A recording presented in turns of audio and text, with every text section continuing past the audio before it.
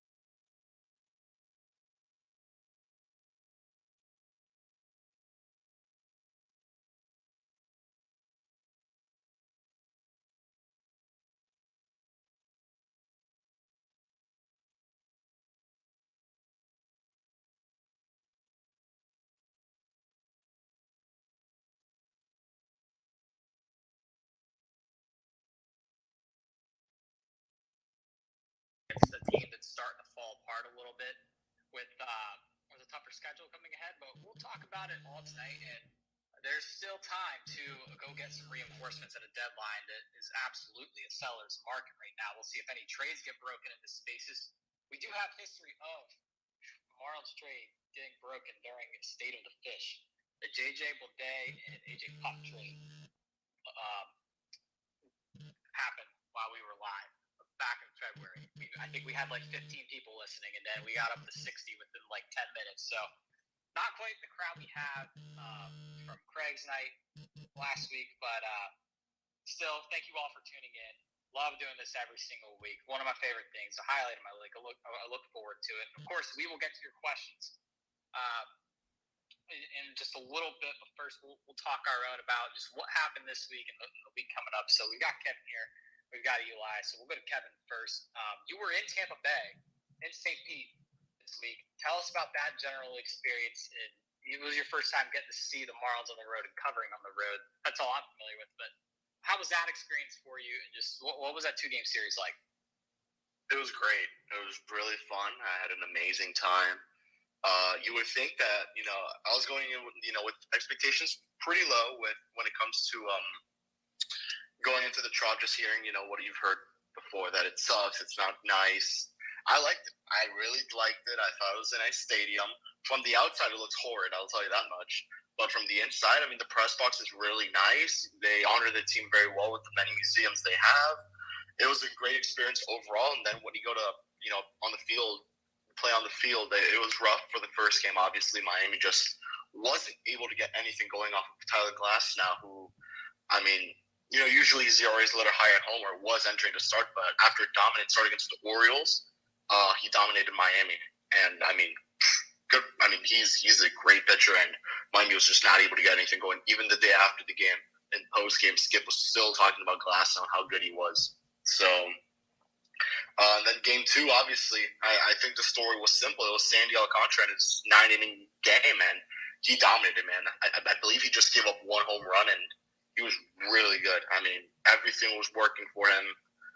Mechanics were good. Velo was really good. And then obviously Stallings going out there another day after looking like he was injured. He had an injury, I believe, with his neck. His neck was all red the day after on postgame when we were talking to him. And the bottom of the order really getting it going. That's one thing that stood out to me. I don't know if it stood out to you guys, but the bottom of the order is kind of getting it going. So I really think that, Miami's offense looked like what it should have. Obviously, Luis Ariz got 200 career RBIs, so good for him on that end. And it was a great game overall. That was a big, big win. They really, really needed that one. They needed to win this one to go into with some type of momentum entering Mickey week, and obviously they were able to take 2 out of 3. Despite that being a pretty ugly series. Couldn't get myself unmuted, but yes, ugly indeed. Well, I don't know if there's such thing as a bad series win without any injuries, but that was a pretty bad series win. Definitely some very lucky moments today, but going to the Tigers series real quick, just jumping ahead here. The Marlins bottom half of the lineup really, really, really stepped up, and some of these guys, depending on what happens in the next 2 days, they may be out of a job, specifically Segura at third, maybe Avi as well. And but they all really, really stepped up and kind of just showed their worth. And offensively, this Marlins team has shown what they could be with them all at their peaks. But this team is too streaky outside of Luis Ariz to really put all that together at one point. And not so much just have that be, but to bank on it as well. And just very, very flawed series for sure. Starting pitching went pretty well today for Lazard, not for Lazardo's standards, but he still pitched a good game, all things considered. But AJ Puck, man, well, I guess we'll jump to this already. What has happened to AJ Puck? The guy has been the worst reliever in baseball since the month of May began. The guy is just terrible. We'll go to Eli here. What exactly has happened to AJ Puck? And even he got moved up into more of a medium leverage spot today, the 7th inning, got him out of those final 2 innings and give him a chance to potentially save the game. What has happened to this guy? I would say in particular, it's been this month of July. It was that final week before the All-Star break where things went bad, where it's not that he didn't have a couple of bad games earlier than that, but that's when he started to get hit hard. I mean, it's one thing if occasionally he walks better or occasionally a couple of balls in play don't go his way, but he's been getting hit so hard over almost the last month now. And it's been happening in so many important situations too. There's some guys where it's kind of a cliche that if you put a closer in non-save situations, then there you don't perform the same. But with him, it's been everything. It's been save situations. It's been tie games. It's been, now that he's out of the closer's role, it's been in a setup situation. And I think there was even one time where he came in with the team trailing and he even struggled to get through that inning. He is just lost right now. And it's one thing when a guy is not on top of your game and he falls down in the hierarchy of the bullpen, but he is the least effective pitcher on this entire pitching staff right now. He should not be pitching in any consequential situations at all. Like, anybody you can think of on this active roster at the moment should be in the game before he is, because this is a severe issue. This is him, especially today, going up against some not particularly potent hitters, and they're seeing the ball off of him and they're hitting the ball, both his fastball and his sweeper. It's really been both of those pitches have been issues for him. And it hasn't, the one thing that I think a couple of his worst moments have come against right-handed batters. But then today, what even drives the point home about how much he's struggling is when he gets hit by a lefty. It was Kerry Carpenter that was the one that delivered the big hit with the bases loaded. A lefty on lefty matchup and the sweeper in that matchup. And I got to see what the count was. I think it may have been, it was on a first pitch. I think he got him on. It is falling apart every which way for him. There's no pattern to it. The only thing is he's been consistently terrible in his appearances. And until they need to do something to straighten it out, there's something fundamentally wrong with the way that he's finishing his pitches, because he's not putting them in the spots he wants them to. And even when he thinks he is, it's not playing the same. It's not getting swings and misses. It's not getting weak contact. And thankfully, they acted a little quickly. They didn't wait until the deadline to make reliever moves. They made two of them in advance. That was a bright spot of the series, is that Lopez and Robertson combined for 3 appearances, 3 scoreless appearances during the course of this weekend. And they needed both of them to finish off this game on Sunday. That makes a difference. And that's because of the severity of Puck's struggles. I think that pushed the team to act 5 or 6 days earlier than they would have otherwise, because it really has been a dramatic fall for him. Unfortunately, they need to go back to the drawing board with him. And in the meantime, I would hope that Skip recognizes recognizes the reality of the situation, that everybody else in the meantime should be pitching in situations ahead of AJ Puck when the game is on the line. So I guess I'll present 2 scenarios here. Would you guys say it's more feasible to bring someone up from AAA right now, or try and see if you can go get another reliever, despite the fact that the reliever market's about to get really, really inflated with the deadline right there? And to your point, the Marlins acted pretty early. They got Robertson at a premium price from 100%. That was definitely a good move to get him as early as possible. But which would you guys, both you and Kevin, say would be a more feasible option? No, you're not trading for another reliever, especially not another rental reliever right now. You need those assets to address the starting rotation and to address the lineup, or at least one of those two. Andrew Nardi is coming back, we think, on Tuesday. He's about to come back. And you look at the bullpen depth chart when he returns. On paper, I think you have 7 guys that you trust more than Puck, and it's a pretty deep bullpen. Thankfully, the big sigh of relief this weekend was Tanner Scott, because he strained his calf and he's pitching less than 2 days later. I can't remember seeing that before. Somebody diagnosed with a calf strain, even if it's a mild one, and then coming back and pitching and doing his job 2 days later. So that was a huge sigh of relief that he's still there. In addition to him and Robertson and Lopez, you have Chagua, Okert, Brazaban, and now that's an interesting choice between Soriano. Now that I look at it, they have to choose between Brazaban and Soriano for the final spot when Nardi comes back. And I think it's pretty clear that Brazaban is going to be the one that gets squeezed down for the moment. Soriano has been great as well recently. So yeah, you have 7 guys ahead of Puck in the hierarchy once that happens, including George Soriano, in my opinion. And it's a pretty good bullpen. It's one with a decent amount of swing and miss, a decent amount of ground balls. And at the very top end, you have the guy that has been there and done that before in Robertson. So to me, I would not spend any more assets on relievers. You got to just trust the guys that you have. There's some interesting names in AAA that could come up later in the year. And now potentially you're squeezing Brazaban to AAA.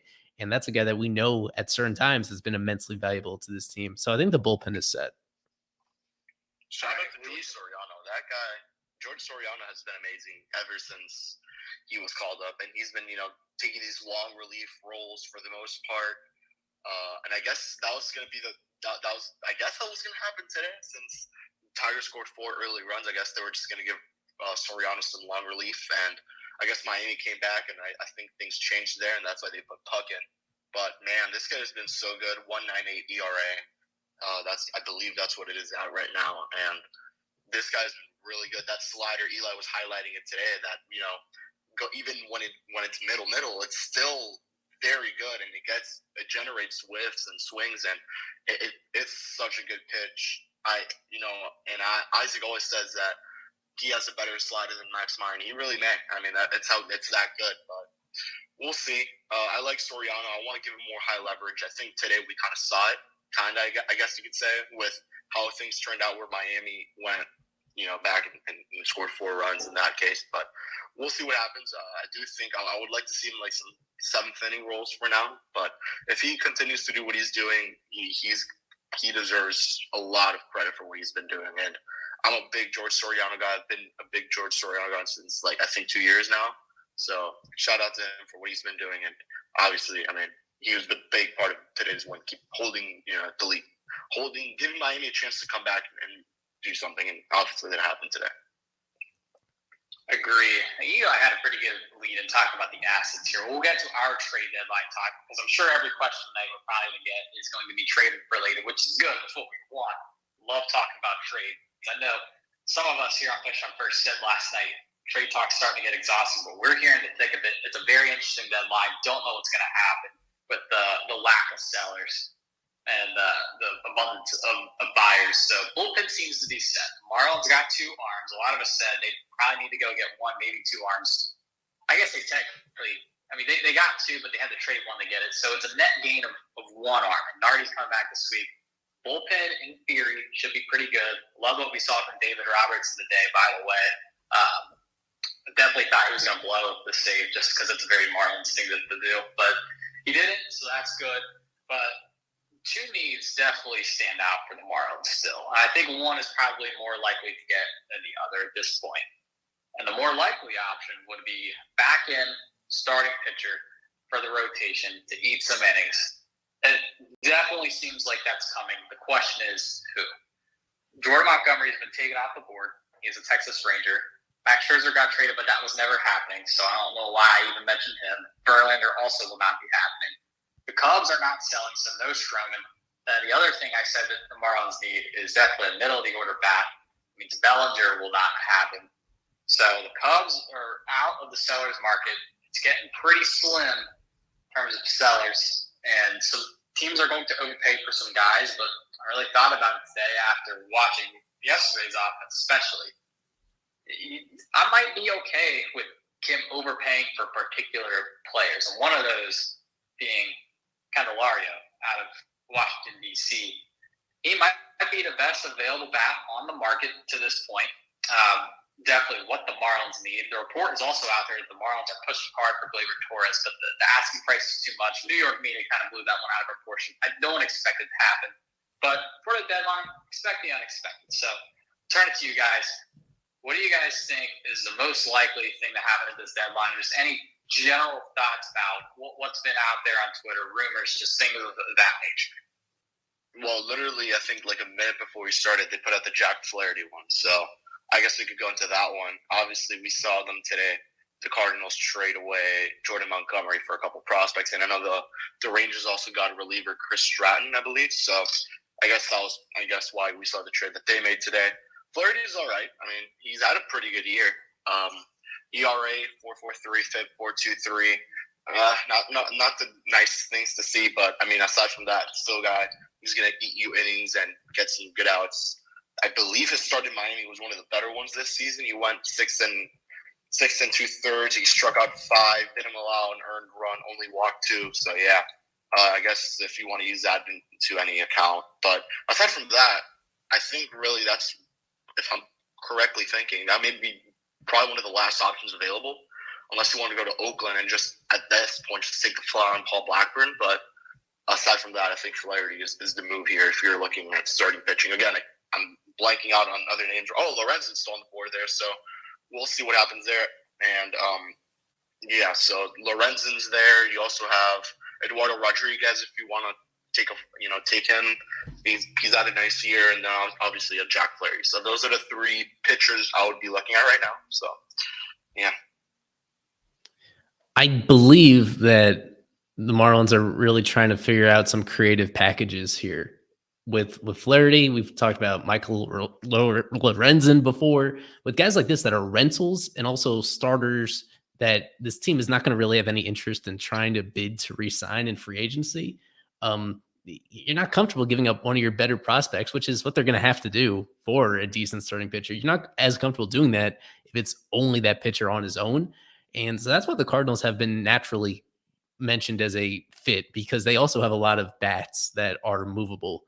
And the one, the lower level package, I'd say the basic package that I think could make a pretty decent difference, but also is manageable for the Marlins, would be getting Flaherty and somebody like Paul DeYoung, who's having a much better season, and who I think is a club option for next year and the year beyond that. But he's a potential free agent unless he really goes off late this year. That'd be a guy they decline the option. He's just a rental. But he would really raise the floor of their offense a little bit on that left side of the infield. Today, excluding today, Segura is just not going to give you any power there. Today was kind of an anomaly from him. And defensively, it's really not getting much better from him either at third base. So when you get somebody like DeYoung, either he plays shortstop and you move, Birdie and Wendell to third more often, or, I think even DeYoung himself could play third base. There's a couple different things they could do there, but they do need some help on the infield. Today is really the anomaly to have home runs from both Cooper and from Segura. That's not going to happen very often. That might never happen again the rest of the year, to have both of them at the exact same time do that. That's the missing component of this offense, is power from their infield. I've put out the stats before where, compared to the Braves have like individual guys on their infield who have homered more often than every single Marlins infielder combined. It's not sustainable, and it hasn't really sustained to this point. It's been a bad offensive team for the most part, and I think that's the main deficiency that they address. So they could do that with a package like that. And Candelario is, again, the one really obvious fit. There's nothing too bold about it, but there are so many teams interested in him that just to get him alone is going to cost quite a bit in terms of prospect capital.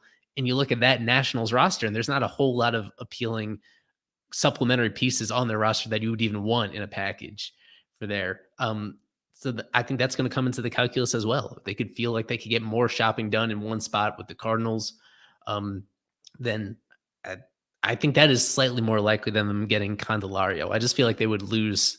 I think they are. I think they're trying to bid for Candelario, but I think it's going to reach a point where it's just not feasible for them to give up what the Nationals ultimately want for him. And that I think the Cardinals are a more likely way to go there. I did put out there in a tweet that some newspaper in St. Louis had said that there had been a multitude of scouts in their stadium as of late. Marlins are there, but that's kind of typical, especially this time of year. Guys are always scouting. I mean, it is their job to scout these guys. But I did see that a new seller has kind of hit the market today. I mean, kind of suspected that maybe they'd sell off their sellable assets, but there was a name I was a little surprising there. The Mariners. They did say that Teoscar Hernandez is for sale. He's a free agent at the end of this year. He's in his final year of arbitration right now. Kind of suspected he could get traded. I had suggested that privately amongst us a while back, but everyone said no just because there's not really a fit, which is understandable. But Ty France has been made available, which was one I did not really expect.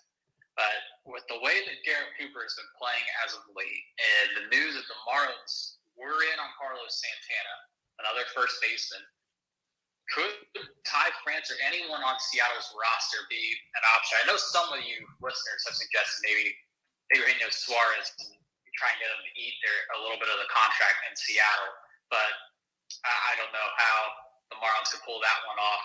But what are your guys' thoughts of what Seattle might have to offer, and if they could become a surprise seller here in the next couple of days? I did mention them, I think last week. I circled Paul Sewald as one of the righty relievers that I liked, somebody that has a lot in common with David Robertson at this point. And as I mentioned before, I don't think they're now are interested in going that far for another righty reliever. But that was one that I thought was a really interesting fit. And unlike Robertson, he is the guy that had a year of control remaining beyond this year. So I'm curious to wonder, how far those conversations may have gotten on Sewald.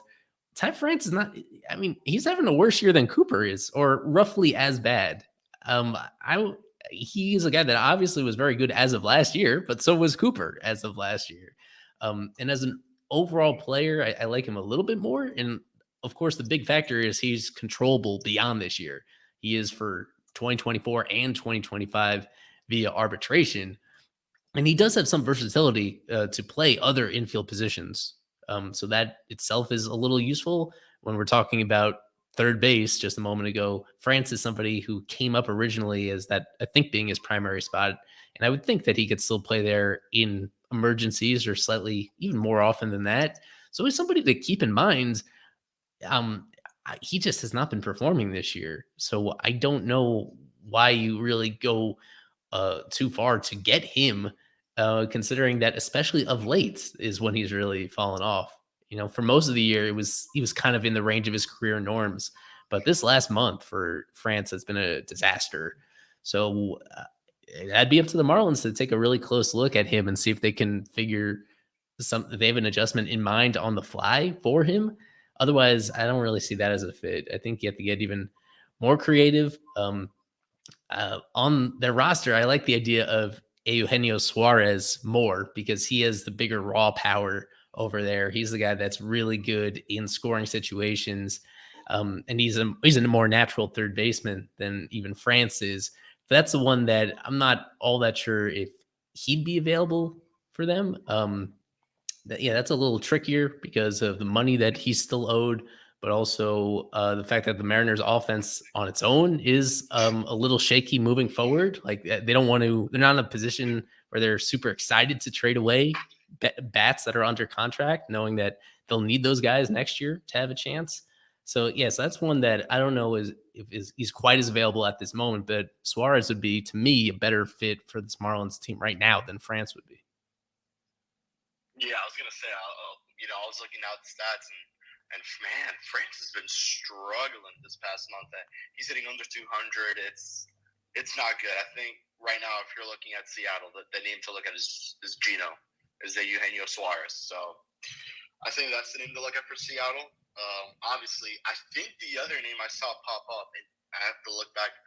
I think the last name is Ford. It was their catcher, and he has been pretty damn good for them. I'm gonna go look now. Mike Ford, I believe is the name. Mike Ford is not a catcher. Mike Ford is a DH and an emergency first baseman. All right, yeah. So Mike Ford was the name I saw, I think, on Twitter the other day. He's playing pretty well. 130 WRC plus, but doesn't get on base too much, strikes out at a high rate. So that's the name I saw. I saw someone pop it up. I don't know exactly who, but I'll have to find that one soon. But yeah, that's the name I heard. I like Cal Raleigh, obviously. 26 years old. You have, I believe, their top prospect coming up soon.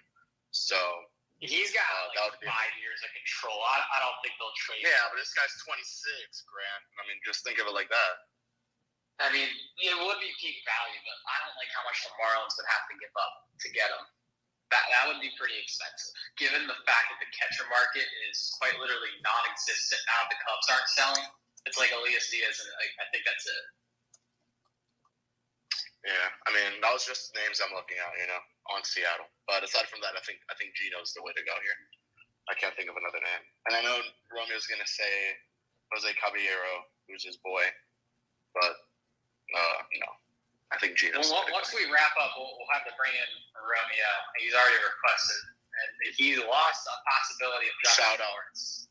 He lost it because I don't think the Marlins are making any more trades. He also kind of got his hopes and dreams crushed by Craig last week. But it really doesn't make that much sense for the Rockies to trade him at this point, at least, unless someone overpays out the wazoo. But yeah, I mean, it's getting interesting. We won't yap about trades too much more. I want to listen to what you guys have to say, and we'll tell you if someone's possible or not, any positions of need, ways to attack it, potential trade packages. But real quick, we'll preview the week ahead. It could look a lot different this time next week. It could look a whole lot different this time next week. But this is where the schedule starts to get really, really, really tough. 4-game set against the Phillies, which I believe is the most important series of the year. Marlins have played the Phillies very well as of late, and taking 3 out of 4 against the Phillies would be massive in the wild card race. I mean, a split would help you tread water 100%. I think all the Marlins really have to do is just go 500 from here on out, and their name is bare minimum in the conversation. Some of these teams are sure to fall off, especially with flawed teams not really making too many moves. I think if the Reds don't go trade for a pitcher the next 2 days, they're going to completely fall off the face of the earth. The Giants probably need some help. The Diamondbacks probably need some help. But then this weekend, very, very tough series against the most aggressive team at the deadline so far, Texas Rangers. Very, very nervous about that one. I think after these 2 trades, and depending on what they do the next couple of days, I think they may be my new AL pennant winner selection. I've got the Braves winning the World Series no matter what at this point. But the Rangers look pretty nice right now, and the Marlins have to go there for a 3-game set this weekend. So anything you guys want to point out in terms of the current roster and what lies ahead this week? Tough week.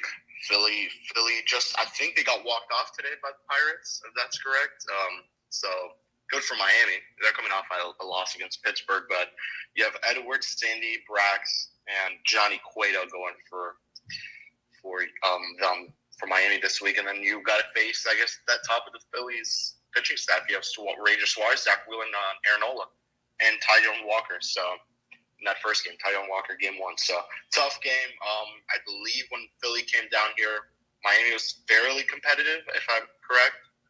They may have taken 2 out of 3, but overall, you need to take this. This is a huge game, as you said, Grant. I think this game means more than what's coming up for the team after that, just given how much implications this has on a wild card race. Because after Tuesday, we're not going to be talking about, this is an important game for the deadline. We're going to be talking about this is an important game for the wild card race and where Miami finishes if they end up making the postseason. So that's how I see it moving forward. Miami has put themselves in that buyer's market, and I think we should be talking more about how much this implicates for that wild card, because you would love to see a wild card game played here in Miami. And that's where they make the push for that first wild card, which they stood at for a long, long time. So let's see if Miami can take it. I mean, they were able to beat Philly last season here, opening week. They're able to take 3 out of 4, I believe, against them, and hopefully they can do it again. So Miami usually fares decently well against Philly, so it should be a really good series. And I know Miami would have taken that game. I think they would have taken 2 out of 3 just a couple weeks ago before Christian Pache hit the homer on Puck. And real quick, before we get Eli's thoughts, I do want to point out what you did say, that, whatever happens this weekend kind of happens, but you definitely got to get some up on the Phillies. I think as long as you escape Arlington, Texas with 1 win, I'd be happy. Well, even if you lose 2 out of 3, I think I'd be happy depending on what happens against the Phillies. Take 3 out of 4 against the Phillies, you're smooth sailing. You can afford to lose the Rangers series as long as you don't get swept. That after that, if you want to really look ahead, they go to Cincinnati, which I think the Marlins would match up a lot better with the Reds than they did earlier in the season, back when both teams didn't really have any playoff aspirations. The Reds were in legit rebuild mode, and the Reds took 2 out of 3 against the Marlins. So I think this time around it's going to go a little bit different. I do think the Marlins would probably beat up on the Reds this time, but you can't look too far ahead, I guess, in this perspective. I'm trying to play head-to-head matchups, but it is definitely a true statement to say the Marlins have a very, very tough road ahead. If you want to even look even further past the Reds, you got Yankees, Astros, Dodgers back-to-back. So, Eli, what do you think about this week coming ahead? I think you have been talking about this for a long time. You, Mr. Look Ahead to the tough part of the schedule. It's finally here. We finally reached a point where the competition is as tough as anybody. I think statistically, the strength of schedule for the Marlins in August and beyond is as tough as any other team in baseball. This is where they get tested. And I got a message from one of our followers, Chris Miola, and he wanted me to kind of just address the reality that this Marlins team, even though they've been winning games, I think anybody looking at it objectively would say teams that they're neck and neck with in this wild card race, and probably the Phillies more so than all of them, those teams have superior overall talent and depth to this point. I think the Phillies, for one, they do. Especially when it starts at their rotation. Their rotation is deeper than the Marlins, or at least deeper in guys that you would trust the rest of this year, whereas the Marlins have a couple of young guys that you don't know exactly what you're going to get from them as they reach innings totals that they've never pitched before. But going all the way through their lineup and all the way from the top to the bottom of their lineup, they have guys that can do damage on this Phillies team. And they've reached this point, even with some guys that have been underperforming for them to this point in the year.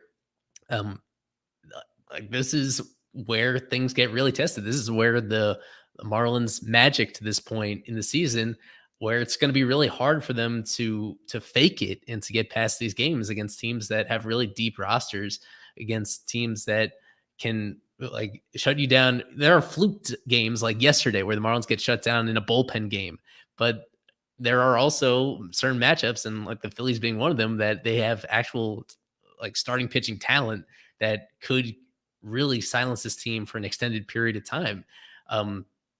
This is where you're really tested, where thankfully they've made some moves to this point, but it's all these other teams they're about to face. All these other teams are going to be buying over the next couple of days as well. The Phillies are going to add to their roster. That's the one guarantee with Dave Dombrowski as your GM. They're going to continue adding talent. The Rangers have been a team that were good as they were, and yet they've made as many they've done more than any other team in baseball so far during this deadline season to continue to like build up talent on their team. We'll see if Scherzer lines up to face the Marlins during that series. I'd say it's a pretty good chance that he does at some point. They're going against teams that are already good and that are going to continue to get better. And for this Marlins team, that they're making the moves that they have the capital to make, but also they're going to be so reliant on these guys coming back from injury for Avi and for Jazz. They're going to be so reliant on those guys to be the best versions of themselves. So far, so good with Avi, and with Jazz, we think that's just any day now that he'll be back as well. Those guys are going to be so crucial to this Marlins team, just because in Jazz in particular, there's nobody available on the trade market offensively that as an overall position player that I think is going to be as impactful as simply getting Jazz back into the mix. So a lot of things are going to have to go right for this team to make the playoffs, and it is a possibility, but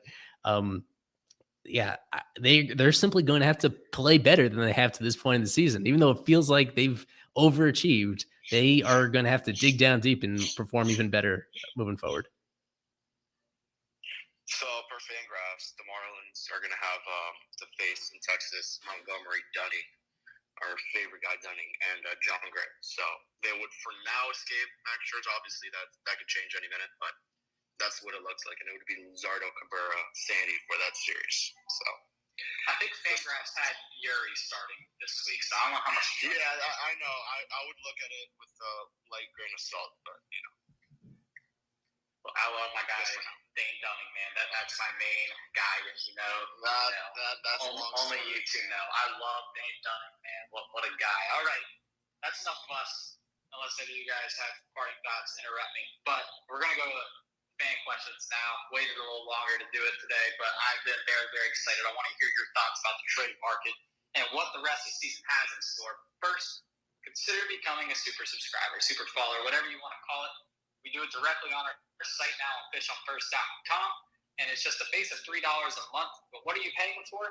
All access to everything Fish on First. You get all sorts of benefits, all access to our gift database, giveaways, prizes. You get to play fantasy sports with us. Romeo, who we're about to bring in here, won our fantasy football league. We have our own fantasy baseball league, solely for the super subscribers. We've got we do all sorts of giveaways. Like I said, I think we've given away tickets a couple times this year. It ends up paying for itself. You get to do prediction time with us and make series predictions for every series. Might be a little too late to catch up to the top of the leaderboard now, but next year, if you win, you get a pretty cool prize. Our guy Daniel Rodriguez last year got a cool Williams Esposito shirt that he still rocks a lot. So definitely worth it 100%. And you can also get the game notes for every game. I call it the Marlins Bible. All sorts of great information there. I will definitely be looking forward to reading those in a couple of weeks when the Marlins come to my hometown of Cincinnati. I will be there. Got the credential email today, by the way. But the reason why we bring this up during these spaces is because one of the benefits also is you get first priority to speak in these spaces. And it really came through last week if you were here listening to Craig. And you got your question to Craig. It definitely pays for itself. Again, it's a base of $3 a month. If you're feeling generous, you can donate more. Most of the super subscribers do donate more. So we appreciate all you guys who have already done it. If you're even thinking about it, just go to fishonfirst.com. It should be in the tab. Eli can maybe direct you. So we're bringing in Romeo now. And again, any one of you guys can request to speak in these spaces. You don't have to be a super subscriber. We want to hear from everyone, whether you're a Marlins fan, just a baseball fan in general. We're all baseball fans first and foremost. So Romeo is in here. Let's hear it tonight. No Justin Lawrence, so he will not be a Marlin, it seems. Well, wait, before Romeo says anything, Romeo, I have to apologize to you. I meant to come back in and give you a high five earlier today, and I didn't, and I apologize. It's all right. I only wanted to ask you how your Sabbath was. It was all right. There you go. How you guys doing? First and foremost, happy Sunday. I joined like halfway through. I just got home from work. A name that is kind of underrated. I still don't think the Red Sox are going to go far, if I'm going to be honest. Even though they got my favorite player, in the league, and Rafi Devers.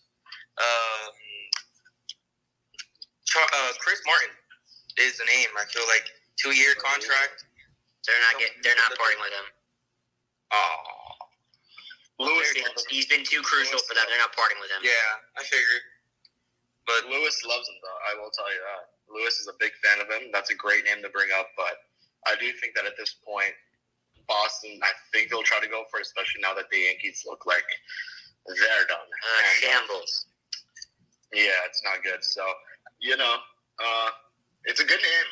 I do agree with you. It's a great name, actually. I don't think he walks almost anybody. So that's someone who we were all. I know Eli, Lewis, and I, when we did the off-season videos with the shopping list, that was a name that we had on there, because just the ability to just strike out guys and just not walk guys is huge. And when I say not walk, he barely walks guys. He walked like 10 guys in total last season. So that's a great name, but I just don't think he's getting dealt this season. And if Boston doesn't end up going for him, he's going to be crucial, as Noah said. Yeah. Anything else? How much? I actually got to look at his contract. Hold on 1 second. Who are we talking about? Who is it? Mitch Keller. I figured that he's not going to be on that team either. Which color? Let's see. I just don't think they can afford a starter with that many years of control, meaning in terms of the prospect capital it would take to acquire Keller. He's had a really good year. If he was somebody like this that had 1 year of club control remaining or less, then maybe, but it's going to be, you'd have to take a lot of creativity to get the value that the Pirates want with him. I did see that they were willing to listen on him, considering how many of the other starters on this market are rentals. He'd bring back a huge return. I feel like if they're really motivated to move him, they're just going to get outbid. Like I don't know who would be the centerpiece going back to the Pirates that can compete with a traditional top prospect that this Marlins team just doesn't have at the moment. Yeah. So on Mitch Keller, real quick, my apologies, I had to take a quick break. But I explored the possibility. I almost wrote an article on him until I realized just how valuable he's going to be. That's a high price to pay, like Eli said. But like Eli said, you also get creative. Maybe you pay that high price right now, and you look at one of the other starters the offseason once everyone's healthy. You don't really have to worry about like managing innings and that kind of thing. Maybe you include one of them in said package. Preferably like Ever Cabrera or Trevor Rogers, which I don't know what any of their values are at this point, but it's a decent idea. Yeah, I figured that more people would be here, and I could talk about next year, because it's never not too late to talk about next year. So You could go ahead. I will just say that I'm still very, very, very concerned about Trevor Rogers. Like, very concerned. The fact that I think he's done for the year. And I know he's done for the year, but what is going on with him is my big question right now. Yeah. He hasn't pitched since he got hurt, and He hasn't thrown. He's still a no throw. He's still a no throw. He was about to return, and then he hurt his non-throwing shoulder, and he's a no throw still. Yeah. That is concerning, especially. And he's there. He's there at the ballpark almost like every day and everything. So, Yeah. So back to what I was going to say. If you do end up getting rid of Victor Mesa Jr. this season, a name you could look at. He's going to be a little bit pricey, right, for next year, but he would instantly become one of our top prospects when it comes to hitting. If they do get rid of any could patrol center field, Jose Ramos, Panamanian from the Dodgers. He's in their AA right now. Has like 26 bombs, I believe. Somewhere up there. It's up. I know it's double digits. I just don't know how much it is. He's fast. I watched him during WBC, like I did with Lawrence. His swing, it's not the worst, but it could be a little bit better. He didn't have the greatest WBC. He could have had a little bit better. But he's a name that if you're willing, to try and get your. I know, like I said, he's gonna be a little bit pricey. He's gonna be pricier than most. I know he was one of their top prospects, but if someone like that can get up on the market, not this year, but like in the off season, that would be a name I'd look at. From the Dodgers? If you're trying to update. Ramos from the Dodgers, right? Right, Romeo? Yeah, Jose Ramos. Okay. Made my life a lot easier there. I mean, if you're gonna go for, I think I'll be more of an off-season type of thing. Yeah, when it comes to he suggested for next year. He did. Okay. I was blanking out totally. Yeah, I like the player. Nice. Evaldi also just got hurt. I think I seen that he was hurt. I don't know how old that was. I did see that. I felt so bad for him. And then, like 20 minutes later, the Rangers traded for who's this guy, Jordan Montgomery. So that's funny. Yeah, I hope Evaldi recovers though. He was having a great year. Cy Young conversation for sure. He was somebody I thought I thought possibly that the Red Sox would go after him and bring him back there, but now that he's hurt, and now that the Rangers, the Rangers are literally buying everything and anything that moves. I mean, they weren't even going to trade him in the first place. I just got traded to the Rangers. They're literally buying everything. First place all year. I don't think they were ever going to trade him. Imagine they get Candelario. I obviously don't need him, but that'd be pretty funny. I don't know where you even play him because you got Young at third. Yeah, Young, yeah. I don't know who their shortstop is. You got Simeon at second. I mean, their DH. I forget who they usually use as DH, but that's one of the deepest. Mitch Garver. That's one of the deepest lineups all of baseball. That might be the deepest lineup in the AL.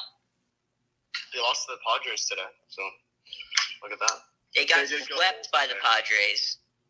Yeah, the Padres they put themselves back in the buyer's market. So that removes another option for Miami and Snell. The Cubs and Padres getting hot now was terrible for most of the buyers. Oh, that was the worst thing that could have happened to the buyer market. This is 100% a seller market. They're going to be overpaying. It's going to happen. That's why it was genius to get David Robertson. Wow, they did. I don't even know what that price means now. What did you guys give that grade? I don't think that either Hernandez or Vargas are going to end up on the Mets. I think I've been saying this for a while. I think they're going to end up getting traded, especially now that they got Luis Angel Acuna. That blocks like 3 positions for him. With Jeff McNeil there, who knows how long Jeff McNeil's going to be there? But Steve Cohen gives money out to everybody, so I figured I'm not going to look. I love the Luis the Acuna acquire and getting him. That was a pretty good trade on both sides. That farm system is going to get a lot better this deadline if they trade who we think they'll trade. So that's all we. Although can they say trade right now. Verlander to the Astros, they probably aren't going to get much because the Astros system is horrid. It's not that good. Yeah, I don't think. I think it was ranked 30th this year. I don't think Verlander gets dealt though. Apparently, he really, really likes New York. So it's lot of money. It's also a lot of money that he's owed. He's also 40. He's old enough to be a lot of people's listening staff. And he chooses where he goes. That's another thing too. He has that trade clause. So, he probably only accept the trade that the Houston. I've seen some Reds rumors. I've also heard some in Cincinnati, but I don't know. But you live in Cincinnati, that's why. Would you trade Marte for him? Noelvi Marte? I mean, honestly, yeah. Well, could you trade Christian Encarnacion Strand?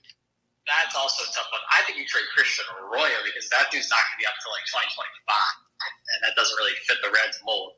I've been saying for a while they need to trade guys like Arroyo and Cam Collier and trade some of the guys who are not going to be up that quick because Marte realistically could be on the opening day roster in 2024. So that would be I agree. A big pony up move. He's what, third base now since you have Elliott at short? Here's a good thing about what the Reds have done. They've acquired so many shortstops, aka the best defensive position in the infield, and you can just play him anywhere. So I think he can play second. I think he can play third. It's like with the Marlins playing second baseman in left field. My guy. Except the Reds have a bunch of really, really athletic fielders. I'll say this: the Reds are in a great position because they have so many infielders that they could trade some for some really, really good starting pitching. It wouldn't shock me if they get Flaherty or one of these guys on the open market right now when it comes to the trades. All right, we got to get moving with. Yeah, Romeo, you got anything else? I just saw like 2 requests coming at once. We got to get it going. Nah. Is it true that Salas got sent down to FCO? You did? He did. Jesus Christ. Yeah, he did. What a move by Kim. I mean, that was the Marlins number 2 prospect at the time they traded him. Which one?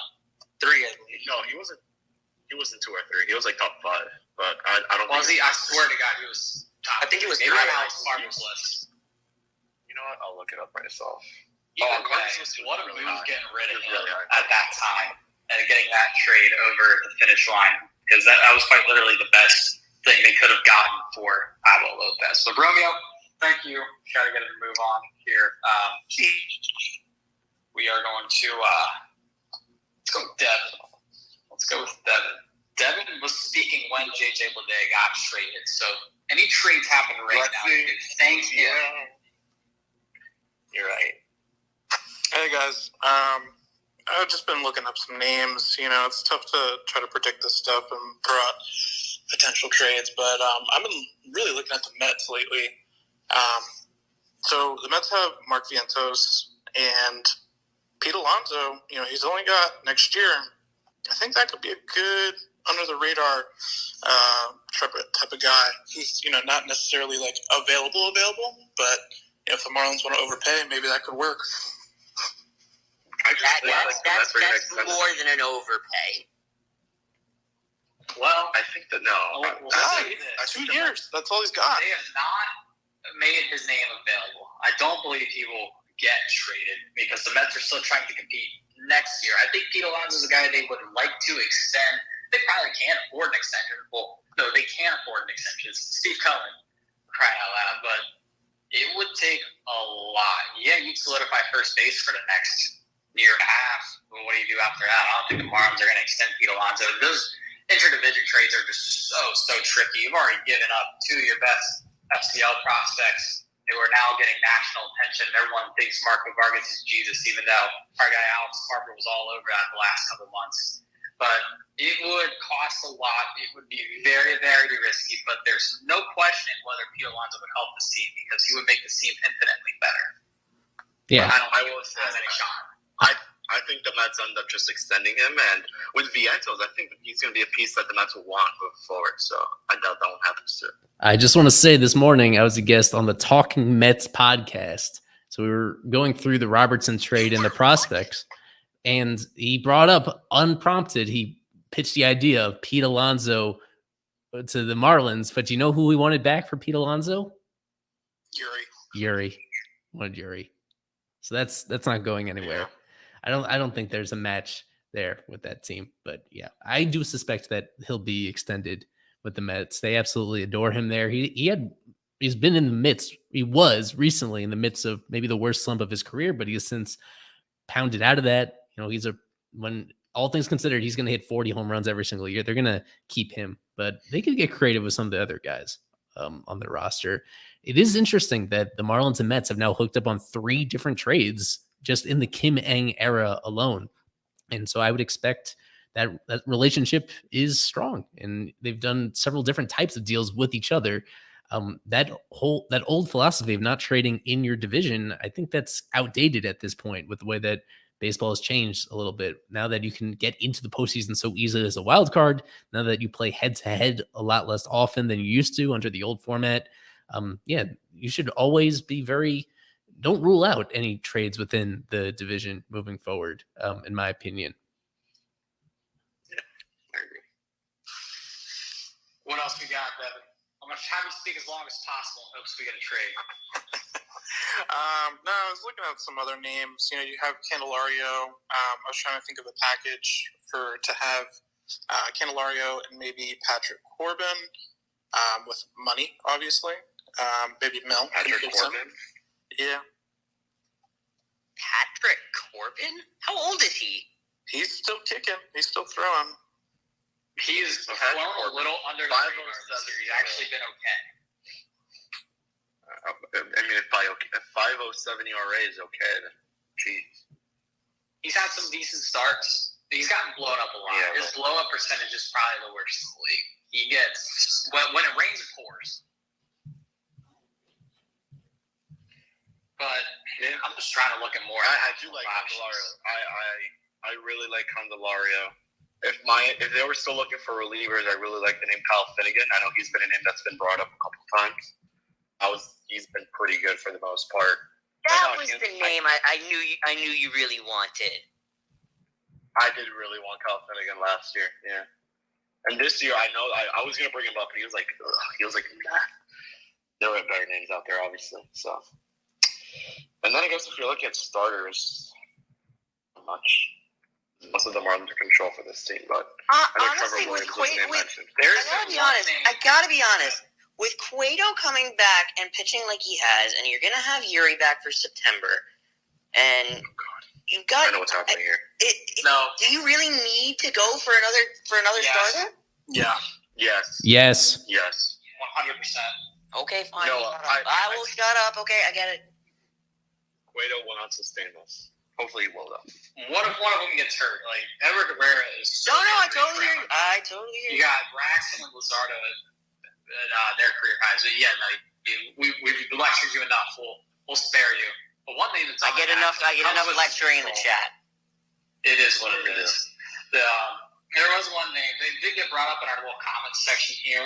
If you go down to the bottom right with the comments to see kind of what people are saying. I can't get to everyone at the same time, so I like to read through those. Lane Thomas was suggested. I like him a lot. He's having a really good year, but he comes with some control. And with how clogged the Marlins' corner outfield spots are, especially with Avi coming back now, it gets really, really tough. But I really like Lane Thomas. He would make this team a lot better, but I don't see a path to get him. At least I really want to see a trade.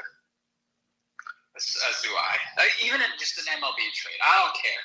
Let me just get some sort of trade during these spaces so we can just react. I think of maybe doing a spaces Tuesday. Maybe even do one tomorrow. I don't know. We'll see. But Devin, is that all you've got? We've got some requests piling up now. I did want to mention, we talk about trades and acquiring. What happens with the guys that you have if you acquire an outfielder? What happens to Sanchez and DLC when Jazz comes back? And the same thing with the infield. You get a third baseman, first baseman. Who's going to take Cooper? What's actually going to happen with those guys?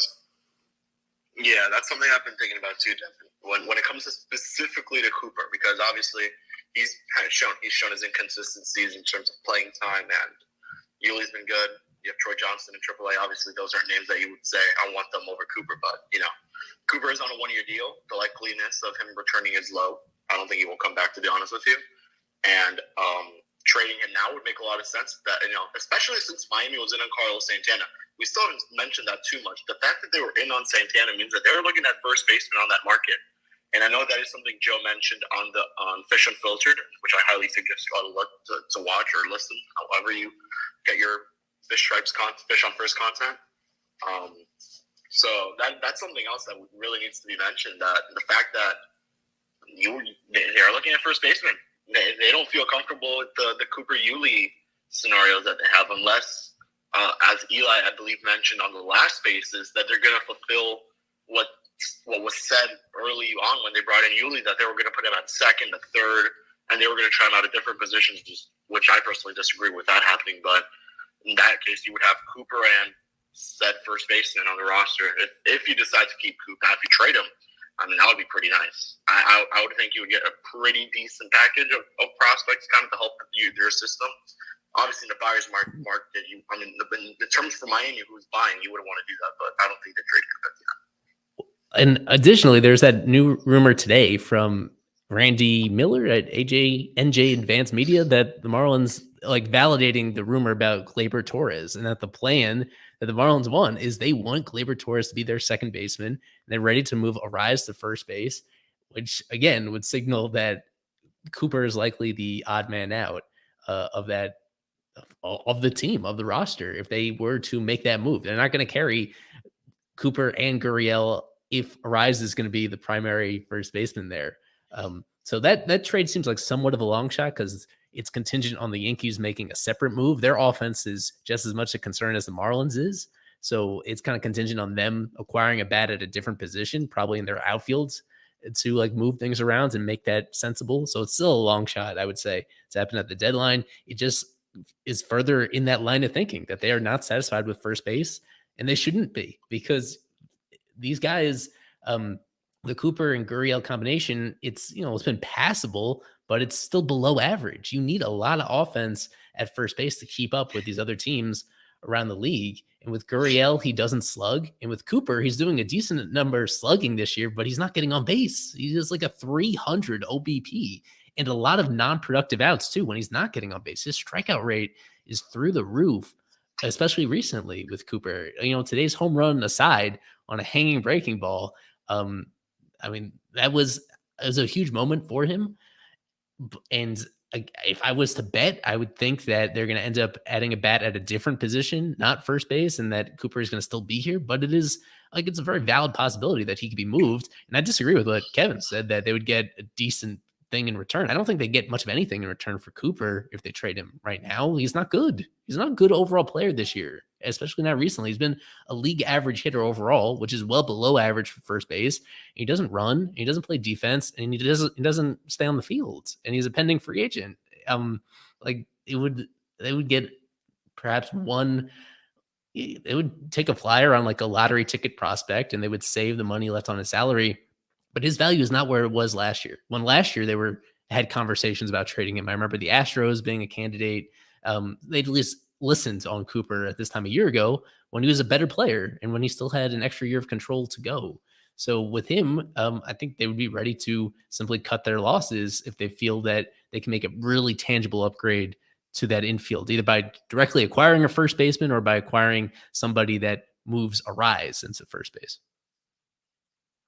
I mean, Lila, I think of it like this. This is a seller's market, as we mentioned, and if you trade Coop, they would get something. I know he hasn't been that good, but there's times where he's looked really good this year. And I think that team would take a flyer on Cooper, and they would kind of fix him up. Obviously, I think they would get a decent package. I don't think it'll be anything, blockbuster type, but they would get something good. I don't think it'll be a flyer type prospect, like you said. But, that we have different opinions.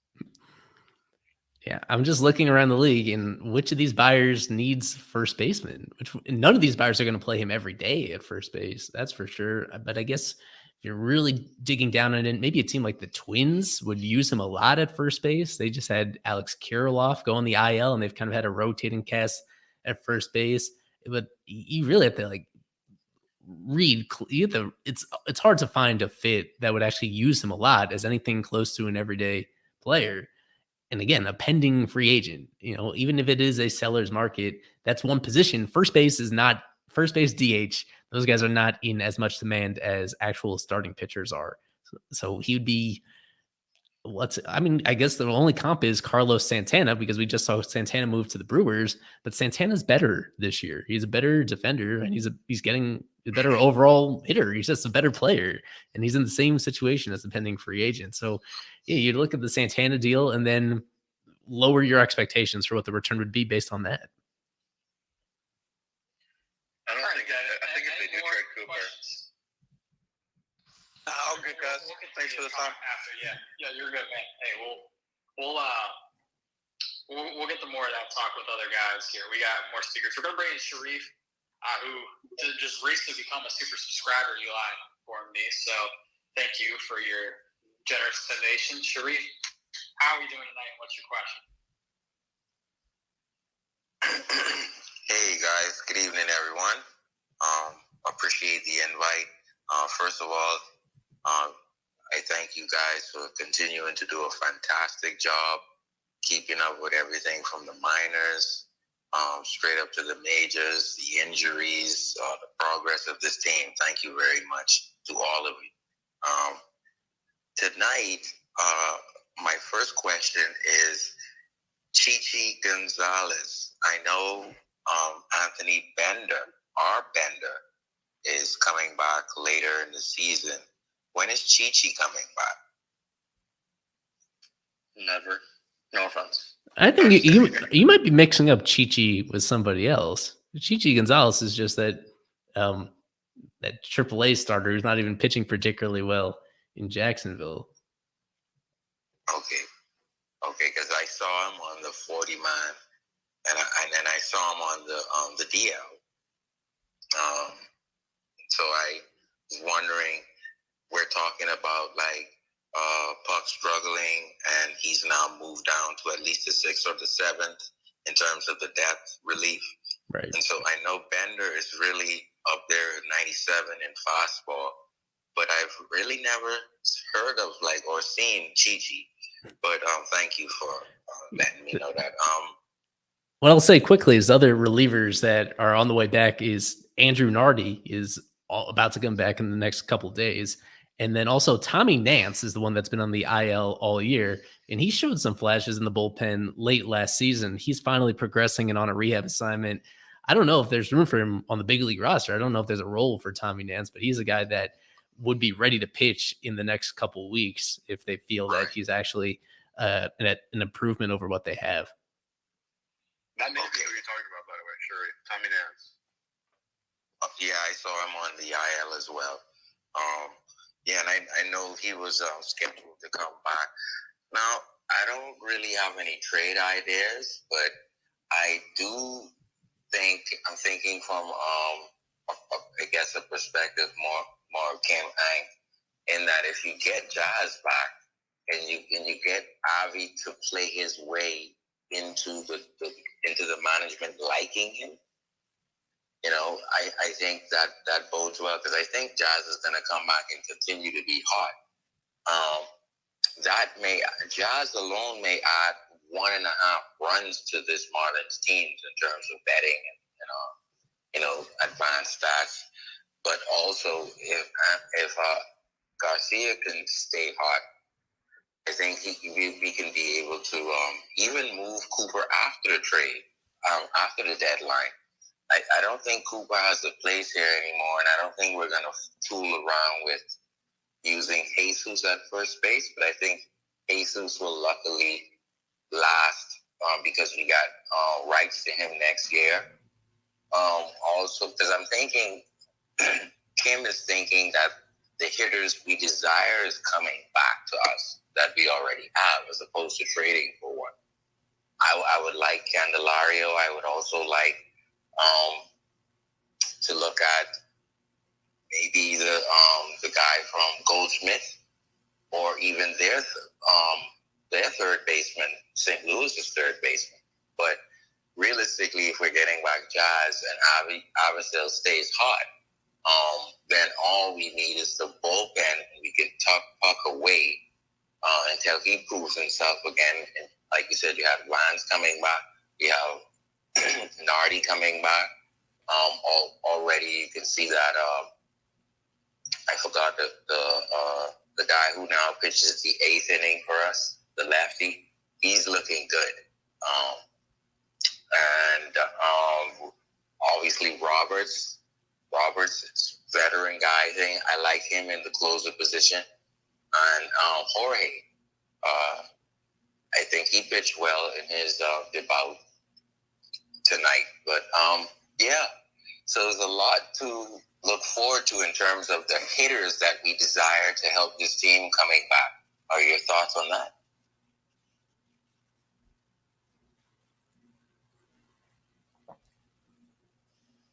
Anyone there? All right, I guess I'll take it. I mean, it's particularly with Nance, I guess. I just don't think he's that good. But the Marlins do have some good internal options, and like you said, I mean, they can tread water with the guys they've got, but at the end of the day, I think it's just treading water. But Alex Carver's got his hands up. He's got it. Oh, I was going to ask a separate question and let you finish your thought, so go ahead. Go ahead, Grant. I mean, that's kind of my thought. I mean, you can hype up the guys on the roster all you want, but at the same time, it's a very, very flawed roster. So the answer is not on the roster really with anything right now, whether it be the bullpen, the rotation, or the lineup. The Marlins have to go make moves the next 2 days. It's kind of making me a little pissed off when people are saying, well, if you get Jazz back and you get Avi playing good, it's like getting 2 new acquisitions. I mean, not really. The guys were already on the roster, they haven't been playing that good. Like they would just be playing up to their potential. And even then, I still don't think this is a playoff team. The Marlins have to go make moves in the next couple of days if they want to make the playoffs. This team in its current state, even if you get Jazz back, and even if you throw Yuri in there, I still don't think they make the playoffs with what lies ahead. The Marlins haven't been good against teams over 500 this year. And nothing will change if the Marlins don't make any moves. Yeah, you have to be as exciting as it is, I suppose, to have these injured players all getting healthy at the same time. What's stopping somebody else from getting injured in August and September? Even though it feels like a well-rounded team at this exact moment, more injuries are inevitable. That's just the reality of it. And when they don't happen for a period of time, that's a good problem to have, but that's where minor league options come into play. That's when you get really creative. Realistically, you have to anticipate that you have to be prepared for the likelihood that there are going to be more injuries that hurt your depth at different positions. And that's why when teams are really determined to make the playoffs, they add more than 26 good major leaguers on their roster at the same time, because they anticipate that some of those guys are not all going to be available at the exact same time. And I would say, to answer your question, even though at this moment I'd say the outfield is in decent shape, or you could be hopeful about the outfield looking with the pieces they already have, the infield is still just not good enough. They still have to be creative and aggressive there. And if they can find an above average infielder, whether it is at third or at first or at second, that moves a rise to first base, anything, like any infielder, even, and of course at shortstop as well. If one of those magically comes available, they need to be turning over every rock they can in the infields, and then make adjustments from there. Because that they're just not getting enough offense from those positions right now. All right, real quick, let me moderate this. Shreve's had his hands up. Let him finish his thought. Alex Carver said he's got a question before we bring in the next person. I'll let Alex get his question. So, Sharif, what else you got? Yeah, I was just I agree. But nothing is stopping like Jorge Soler from learning how to stay away, from that inside pitch below his knees. I think if he can start to come around, I think it would be imperative then if you stick Jazz at the third spot, for them to actually pitch to Soler, because I think that's what was happening when we were hot with Jazz. They had to pitch to Soler because Lewis started walking more, and that's important for Arias to walk if he's not getting something that he can hit. I think when Jazz got hurt, he started to try and hit everything that, and he could have taken more walks. But you're going to have to pitch to Soler because Jazz is there. And then if Avisail is going to, be hitting the ball all over the yard, I'd stick him there in 4. And I easily put De La Cruz at 5. But my thing is that's never going to happen because they're never healthy together. So, yeah. Thank you. Absolutely. Well, we'll get Alex. He's definitely going to ask a question to Eli and Kevin. We'll let that happen. And then we got a lot of requests. We got to work a little efficiently here. But Alex, go ahead. Well, if you have a ton of requests, now I feel bad. Damn it, Grant. Why you got to make me feel bad like that, bro? I mean, it's Save the Fish, man. It's Save the Fish. Our numbers are going up every week. That's thanks to you guys. Thank you for listening. Yeah, I'll be brief because I know we want to bring in the people. It's not about us. It's about you guys. So, again, thank you guys for the support. But I want to ask Eli something really quick. Eli printed something yesterday after Jake Heater's start. Maybe you guys already covered this. I don't know.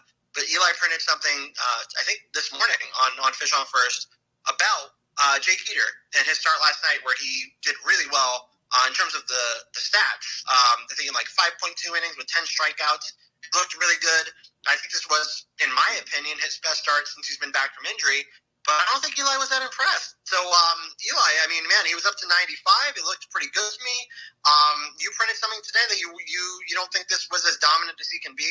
I would tend to agree with you. I think this guy could be even a little bit better than this. But I thought that was a damn good start from him last night to showcase himself to scouts that may have been in the building in Pensacola. But, man, what do you got? Expand on that, please. I'd like to hear it.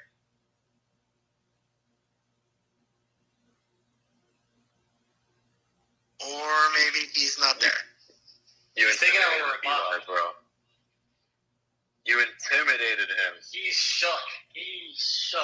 He's probably walking a dog or something. It's okay. I can ask later. It's okay. Just go ahead and ask privately, because I'm sure we'll get if he's not there, it's okay. I know you need to get on to people that want to ask questions, the fans that want to ask questions. We'll get LMF in here, who is a subscriber. I'll have him connected now. I hate the awkward moment when someone's connecting and we don't have like an active discussion. There he is. All right, LMF, how are we tonight? What's your question, man? All right, doing all right. Last night it was mentioned in a fantasy trade, Jordan Walker for Yuri Perez. I put a poll up. Poll just closed. At 196 votes, 92% of the voters say that you keep Yuri and you don't trade for Jordan Walker. Just wanted to point that out. I do have a question, though. This is Carver joined, so this is more on his level, I guess. September 1st, if the roster is as it is today, and Yuri's up already, which two players fill the 28-man roster at that time? Yeah. Well, I'll go ahead. Kevin, I know we'll probably share the same sentiment. Troy Johnston is definitely one that has to be up. 100%, no question in my mind. Troy Johnston is a guy that needs to be on the big league team as soon as possible. So that's one. Kevin, you want to give the other one? I'll let you go ahead on this. Another one. I've only thought of Troy Johnston, bro. Do you have another name? I'll let you go for the next one, and we'll probably agree on that one too. I mean, if he's still here, you could go Monteverde. I would definitely say he would be spot as well. But then, as LMF said, if Yuri's back, then where do you put him? Are there multiple spots in the rotation? I would tread on the. Well, it depends what happens at the deadline. But even right now, unless you want to bring another reliever, that would be Sean Reynolds. Well, that's pretty good. I've got a suggestion since Eli's not there that he would enjoy. Sean Reynolds. Yeah, absolutely. He's already on the 40-man too, I think, still, right? Troy Johnston, I will say this. Troy Johnston is a must. If that guy's not up when the rosters expand, there's an issue. But the other name I want to bring up, unlikely, but Will Banfield. That's someone who I would love to see up in the big leagues very soon. Very good arm, very good defensively, very good bat this season. Someone I would really like to see. My only reservation, Xavier Edwards is another one. My only reservation with Banfield would be something like, how do you get him into games with Fortes installing? Yeah, right. That is true. That would be my reservation. But yeah, Edwards is a good one. Johnston is the obvious one for sure. And then I would say Reynolds definitely deserves it, and he's on the 40-man, so there's ease of access there, right? So yeah, there's a few guys you can point to in AAA, some in AA, Monteverde if he's still here for sure. So there's a few guys pushing their way that could earn that call. Now, Eli, you sorry, go ahead. Well, I'm not a fan of this question, to be frank with you. But one thing I would point out, to me, a pretty obvious player that if you had expanded rosters, I would call up Austin Allen, because you get no power, you get no run production whatsoever from your catchers all year long. If you have an extra roster spot, then you give it to a guy that has the potential to hit a 3-run home run and that can catch, once you bring him into the game in the later innings if you need to. That's often, not always, but that's frequently a way that teams go with extra roster spots, is they bring up a third catcher. And with this Marlins team, like, it's even more obvious because their catchers can't hit. We're deep into this year, and you kind of need to accept that. So it would be somebody like him, or, Troy is somebody who has done everything possible in the minors to show that he can hit as well. But even his raw power is not quite the same as Austin Allen's is. He's a hit over power guy, which is funny because he actually, those two are, I think, right around tied for the minor league lead for the Marlins in homers this year.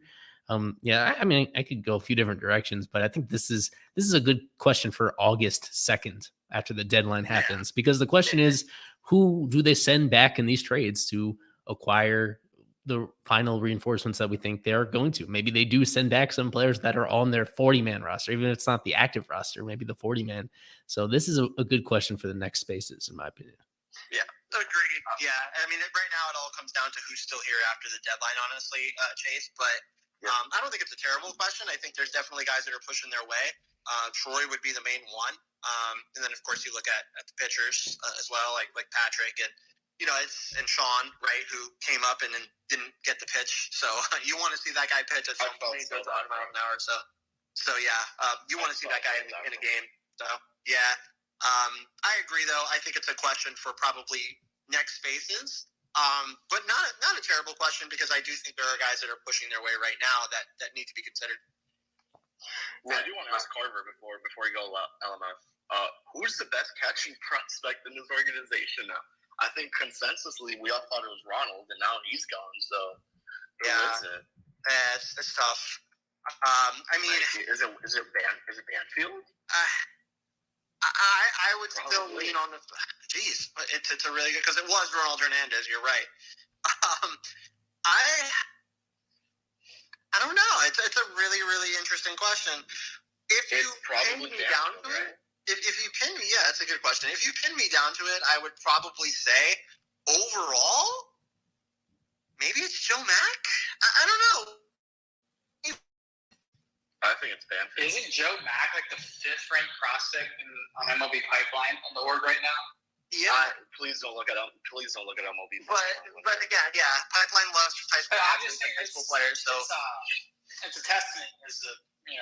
Someone looks at him highly. I can't name another catcher that is that far up there, even in the conversation to be. Yeah, it's either Banfield or Mack. I mean, I love Paul McIntosh, and I love Will Banfield. I love Paul McIntosh. I really do. Austin Allen is an older guy. Yes, he can hit for power. He's not even a prospect, right? He's not. Yeah, he's not even. Well, yeah, no, because he had time in the major, so he's not even really a prospect. So you're right. But still, yeah, he's past prospect eligibility. So if you want to put it to best prospect catcher, I would say it's Joe Mack. But Will Banfield is right there. So, yeah, there's 2 high school catchers for you. That would be my answer. Unless we go down to the questions, but that's Yes. Does 86 wins get a team that final wild card spot? Hard maybe. 2 weeks ago, I would have said yes. It is so jumbled up now that I'm a definite maybe. It's tough to tell. There's so much that has to play out. But at the season end of the day, I would say 86 wins. There's probably like 3 teams that would have it or be right around that. Like 2 would get in, 1 would get left out. That's what the Phillies had last year, right? For the wild card? I believe that's what I think they had 87.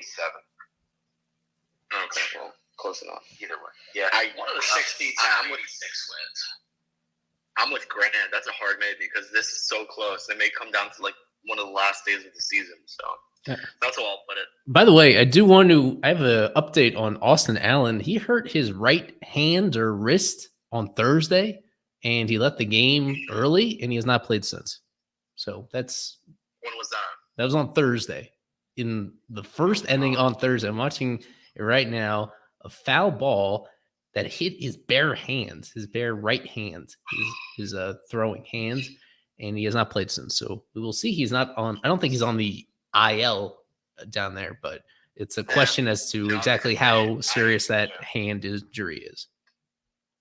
Yeah, I haven't gotten the email that he's on the IL. So is it PMAC taking the most of the reps? Yeah. PMAC has started 2 games, and then today was Santiago Chavez. Yeah, it would be down to PMAC to be like the overall starter, and then Chavez is the backup. So, man, that sucks. Austin Allen can definitely hit for power, but if he has a hand injury, I don't know. We'll see what happens. Yeah. I still can't believe they brought Chavez to Miami. Well, thank you guys for having me on.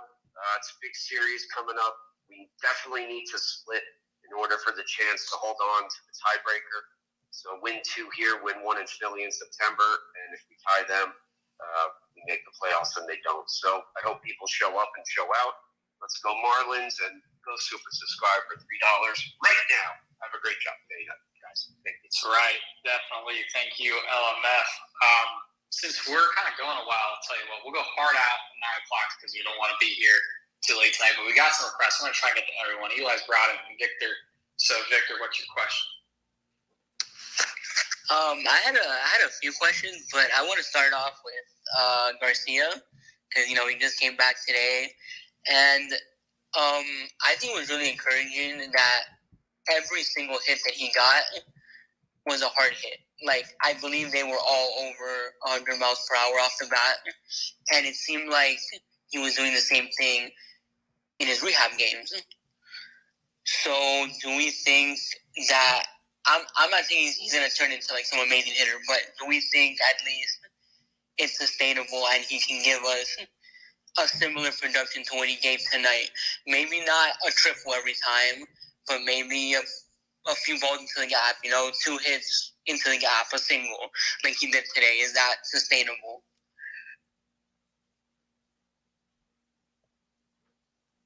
I think that's legit. The quality of contact has been there with him. It was there even when he's struggled. That is legit. The main issue, I would say, the main issue is him getting his bat on the ball in the first place. But so many of his hits as a Marlin have been straight into the ground, including his first one today, that grounded into double plays. Even though the game as a whole went pretty well for him, it got off on the wrong foot because he continued in a long line of Marlins players that hit into double plays at an almost unprecedented rate. That was last year. That was his big undoing. He was constantly rolling over on balls straight into the ground, where hitting it hard doesn't really do you any favors in that circumstance. So with him, it's the launch angle is still going to be pretty crucial for him. And the biggest thing will simply be swinging at better pitches, because he was so undisciplined last year, swinging at everything. Even when he was hitting a ball hard, he wouldn't get it at the right angle, and it was staying in the park or it was going on the ground. And that's why he didn't tap into the kind of home run power that everybody expected of him. So I'm still kind of skeptical as to how exactly he's going to be as an overall player. There's never been any question, though, about his strength. And that's what stood out during his rehab assignment. He was hitting not just home runs, but opposite field home runs and also no doubt home runs. Yeah, his power is tantalizing. There are very few players on this whole trade market right now that have the kind of raw power that he has in terms of viewing this as that kind of addition on that same kind of level. But overall, he still has pretty fatal flaws to his game where he's just swinging at the wrong pitches. And too often that contact, it's going into the ground and it's not really producing anything for this offense. Speaking of today's game, really quickly, not on Abby, but speaking of today's game, if Gene Segura somehow gets MVP of this series, Eli, I think I should get like 100 points in the MVP standings because I did pick him. So yeah, that's my campaign for myself. So like if that guy somehow gets MVP, I should get like 100 points. It was Miggy Cabrera. Now, would it have been Garrett Hampson if someone picked him, or was it firmly Miguel Cabrera? That's a good question. I'll have to double check. But naturally, nobody picked Hampson. They weren't sure he was going to even be on the roster today. Actually, yes, it would have been. I believe it would have been Hampson if anybody had actually picked him. All right, Victor, any other questions? My other question would be regarding the trade deadline and more specifically towards Gleyber Torres, because at least from what I was reading and what I was seeing, is that the Yankees wanted Cabrera and Garrett and maybe a few extra pieces, like prospects. To me, that seems like an unrealistic offer, like asking for that much. I don't think the Marlins are going to do it. But does that worry anyone if a team like the Yankees are asking for that much? Maybe if you go over to the Nats and you're like, I want Candelario, the Nats are going to be like, I want similar. They're going to be asking for a similar package. Does that worry anyone? Well, it's a question. The Yankees. Sorry, go ahead, Graham. All right, yeah, I'll make this point as quick as I can. And Eli, don't take offense because I know you were a Yankees guy, but the Yankees in their front office, Cashman front office, kind of look delusional a little bit. A lot of it, actually, where they spent years offering Clint Frazier as the headliner in all these different packages, but now they want 2 top prospects from the Marlins and 2 rotation arms. Like, that is just so hypocritical. I don't think the price for a lot of these other guys is going to be anywhere near what the Yankees are asking for Torres, that was probably a starting offer, sure, and the Marlins could always negotiate that down. But like, I don't expect a guy like Candelario being nearly that expensive at all. I mean, sure, he's going to have an inflated price because this is a crazy seller's market we've seen in recent history at the deadline. But no one's trading that kind of package for Torres. And if a team does that for Gleyber Torres, they aren't going to make the playoffs. I'm sorry. And then the one thing I do want to add to what Grant said is with Washington, I don't think they're looking for major leaguers. They're looking for prospects that are going to help their system, especially with where they're at right now, especially like upper level prospects is where they, I think, should really be targeting. Obviously, the Mets were another situation. And the Yankees, as Grant said, I have no idea how they pulled that offer out of their ass to really say, here, we want Eddie, we want Brax, and we want 2 top prospects. And man, I think Miami should have just hung up the phone right there and no longer be talking to the Yankees. But I mean, obviously, as Grant said, you could kind of tone it down a little bit, negotiate it down. I think they'll find a way to get a deal done. If Miami's pushing as hard as it is rumored that they are for Gleyber Torres, they will definitely either overpay in some way, shape, or form, or eventually they'll get to a deal that they feel comfortable with. But I'm leaning towards the part where they overpay just because of how it's been reported that how badly they're pushing for someone like Gleyber. Well, this is also, and I don't think they should trade reporting this. I don't know if the Marlins are actually pushing this hard. That could definitely be a New York spin. Well, I'm just dissing New York hard. I'm sorry, Eli. Last year, Craig told us in the Spaces that he was ready to send out the tweet. He had it written up that Gleyber was coming to Miami for Pablo. So it wouldn't surprise me if Miami's once again trying to make that push that badly for Gleyber. Which I don't know why. I like Gleyber, the player, but I don't. Not someone who I would really want. He would virtually take either one of Cooper or Yuli off the roster, as we had previously mentioned. Yes. But he would be a good addition to this team. It would help out the infield a little bit defensively, even though Arise has been way better than him. Stott would be at second base. But at the end of the day, I feel like, because we haven't really heard a lot of this coming from Miami, other than Alex's boy, Daniel DeVivo, being the first one to report the interest, people kind of ridiculing him. But he was indeed right, but a lot of the noise from Gleyber Torres has come out of New York. I don't know if the Marlins are actually pushing that hard. Maybe we ask Craig if that's actually happening. I don't know. But I would just take it with a grain of salt as to how hard the Marlins are pushing. I don't doubt whatsoever they've had discussions, but I also just don't know if they're actually going to overpay like what New York people are saying. And if I am Miami, I am not trading Edward Cabrera and Braxton Garrett. I think Cabrera is an off-season thing. Especially with how how much. I mean, you're looking for starting pitching. For those that think Miami should trade Edward Cabrera, I just think you're wrong, because you're looking for starting pitching. You're mentioning all these trade targets: Montgomery, Flaherty, Giolito at one point, just to say let's trade Edward. I don't think that's the case. I think you need to keep Edward, and then you figure it out in the offseason what you're going to do. And that's, I think, what's the case with De La Cruz, with Edward, and all the other names we've mentioned that could possibly be sell highs. Good point. Victor, any other questions? Yes, this will be my last question. So, looking a bit ahead, into the off season and more into next year, I know a lot of people would be scared of getting any more free agencies or any more free agent players because of the way it's turned out with some of the guys we've got recently. But where would you guys look if you are this team trying to upgrade the offense into next year? Well, I would probably look again through trades, just because next year's free agent market, I guess this year's free agent market, it is piss poor. It is pretty bad. I haven't taken a deep dive into it, but I know we've talked about it. I've seen some people on Twitter talk about it, that it's a really bad free agency market, and the Marlins will have to get creative once again this offseason. That just seems to be the theme at this point, doesn't it?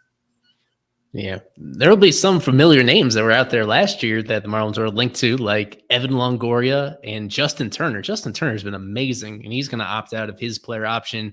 But both those guys are a year older and therefore carry a whole lot of risk in them. So those are players that would be available to the Marlins and I think affordable, but just the downside is pretty big when you're that deep into your 30s. Matt Chapman is one of the biggest position player names out there, but he's a guy that I think would be out of their price range. If they don't trade for Candelario, or even if they, or especially if they do, I mean, Candelario is due to be a free agent this time around. And that would be somebody that I do think they could afford, and somebody who, at least defensively at third base, would be better than their current internal options, including Segura. And offensively, you think he's a pretty big upgrade there as well, just as an overall player who's, because of the inconsistency of his career, would be somebody that's affordable. So I don't know. I would kind of, the free agent class isn't quite as bad as it was projected to be. Even guys in the outfield like Tommy Pham is having a better year than expected. Jock Peterson's going to be available next year. And aside from, and of course, Cody Bellinger is the one who's improved his stock so much. That'll be a really interesting one where I think he's kind of on the line between somebody that's realistically affordable and somebody that isn't. I think the main deterrent is that going to be the length of the deal that he's in play for. I think he's somebody that's going to pretty easily get 5-6 years because of the fact that he's only 28 years old heading into this offseason. No, there's some interesting guys out there. One of the big factors here is what they do with Jazz, whether they leave Jazz in center field or whether he's coming back to the infield, and how to move the pieces around there, corresponding to him. It is. There's not a whole lot of. It's an interesting group, but I do again agree with Grant that trades are going to be an important piece of this. They're just in a tough spot overall, though, because the farm system, as we've touched on, is not in good shape. So they don't even have as much trade capital this coming off season as they had this past off season.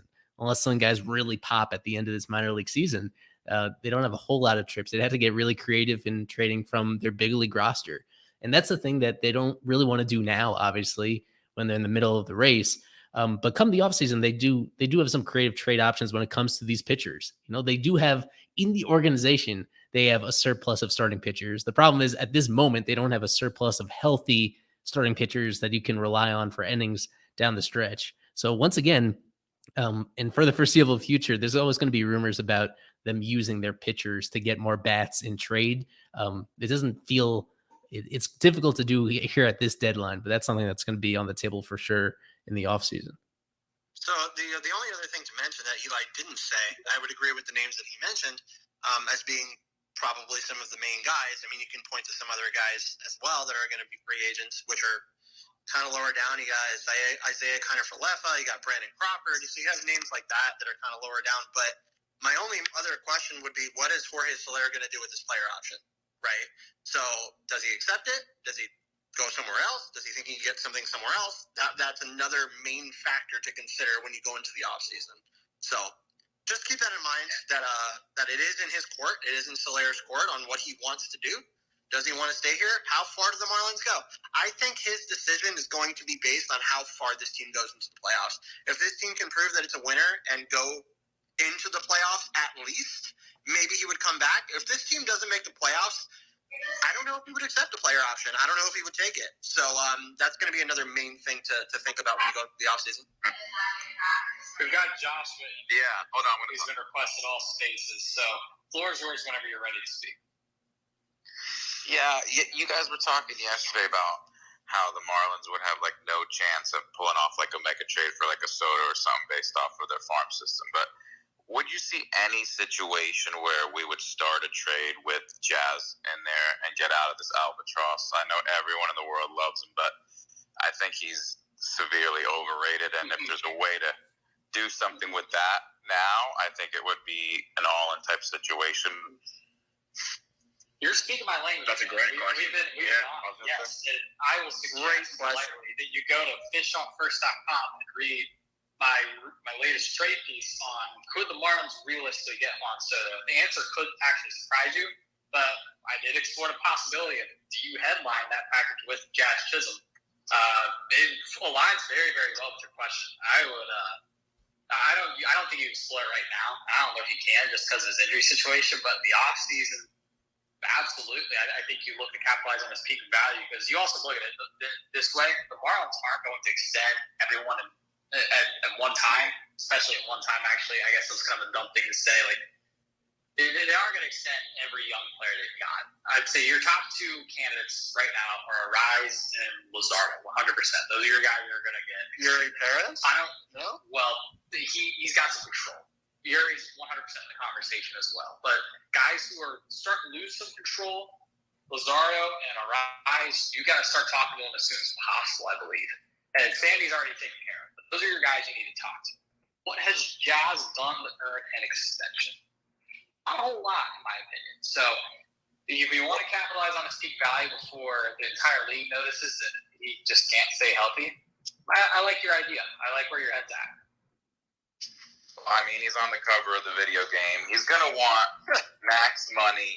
And honestly, I think his peak, I think his star, and he wants to be in the superstars level. And I think he's just a star. He's not going to be a superstar. And I think we got to figure out a way to maximize getting out of this before the money comes. Let me ask you a serious question, though, Josh. And this is a great question, by the way. So kudos to you for bringing up this name in terms of a guy that they could let go. It's not something that any Marlins fan wants to hear, but it is very realistic. I would like to think in terms of, yes, it's a marketable player. What's he done on the field? When he's been healthy, he's been pretty good. When he's not been healthy, it's been an issue, and the health has been a sure issue for this player. So what I would say is what I would ask you is, what has this player done for Miami to show that he is a superstar? That's my main question for you. I think I'm the wrong person to ask. I think everyone and their mom think he is the man, and I don't think he has really shown that yet. He's not shown me that he's Ronald Acuna, and he thinks he is. And he has shown that, he's got some great potential, but I just don't think the ceiling's there. Even if healthy, I don't think he is Acuna, and that's who he thinks he is. The sheer reality of this situation, I agree with you, by the way, but the sheer reality of this situation is that right now, when we're talking today, the Marlins have lost this trade. They did not win this trade with Zach Gallen. They lost this trade for Zach Gallen. And we've said that a lot about Marlins trades for promising players in the past. And here it is again. We're saying it again, that the Marlins have definitely right now lost this trade. Can they get it back? It's possible, because Jazz definitely does have the ability. But now you have him in center field. He's at a much more demanding position. And he's still getting hurt. And that is a true problem. It really is that the Marlins put this guy in center field thinking that he could do it. The Marlins also continue to run this guy out, after last year in spring training when he was apparently hurt at second base, and then he got hurt and missed the entire second half. There is a true worry here about this player's longevity, about this player's ability to stick over the course of a full season, and it's very worrisome. So you're right. I would not say that Jazz Chisholm, even though he's injured, I would not say, especially if you can get it back, a superstar like Grant has said in Soto. I don't think it's realistic, but Grant said it's more realistic than you think in his article, and he made good points. But man, it's going to be interesting to see what the future holds for this player, because man, yes, he has a great personality. He's on the cover of a video game, like you said.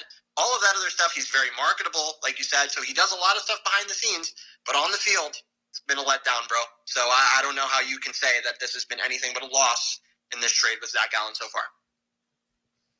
All right, we'll keep up the good work. Thanks. Hey, we appreciate it, man. That's a very good question.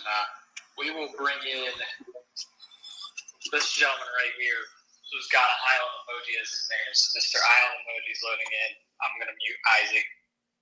Dude's in the middle of a tunnel, it seems. Bro, he's always in his car. Sorry, guys. Well done, Carver. I agree with everything you just said. I've never agreed with you more on a certain topic than I did just now. He said it perfectly. And look, I love Jazz Chisholm. He's remarkable. He's what the Marlins needed at a pretty rough time in terms of image, I guess, whereas they traded all their stars and didn't really have anyone to represent the face of the team. And definitely appreciate what he's done there, but he hasn't shown that he's been healthy. And from a business perspective, it 100% makes sense to explore what his value could be in the offseason. If you haven't read my article on FishOnFirst.com, where I suggest is that maybe you headline him for Juan Soto. Go ahead and read it. We brought up some fabulous points. There's a name in there that you guys are probably going to be mad that I mentioned.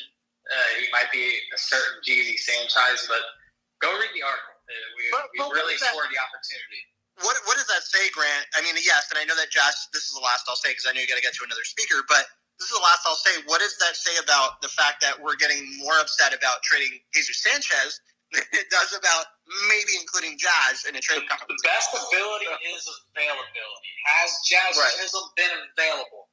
No. Exactly. That's the last I'll say on it. So there you go. So we got our new speaker in here. What's your question, my man? If he's there. There we go.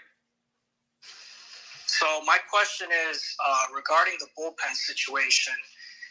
We've seen Puck struggle. I mean, it's looking like the 7th or 8th outing where he's just looked terrible. And I'm wondering if Skip is just going to take him out of the rotation of the bullpen, and once Nardi comes back, it'll be something like Nardi, Scott, Jorge Lopez, and Robertson.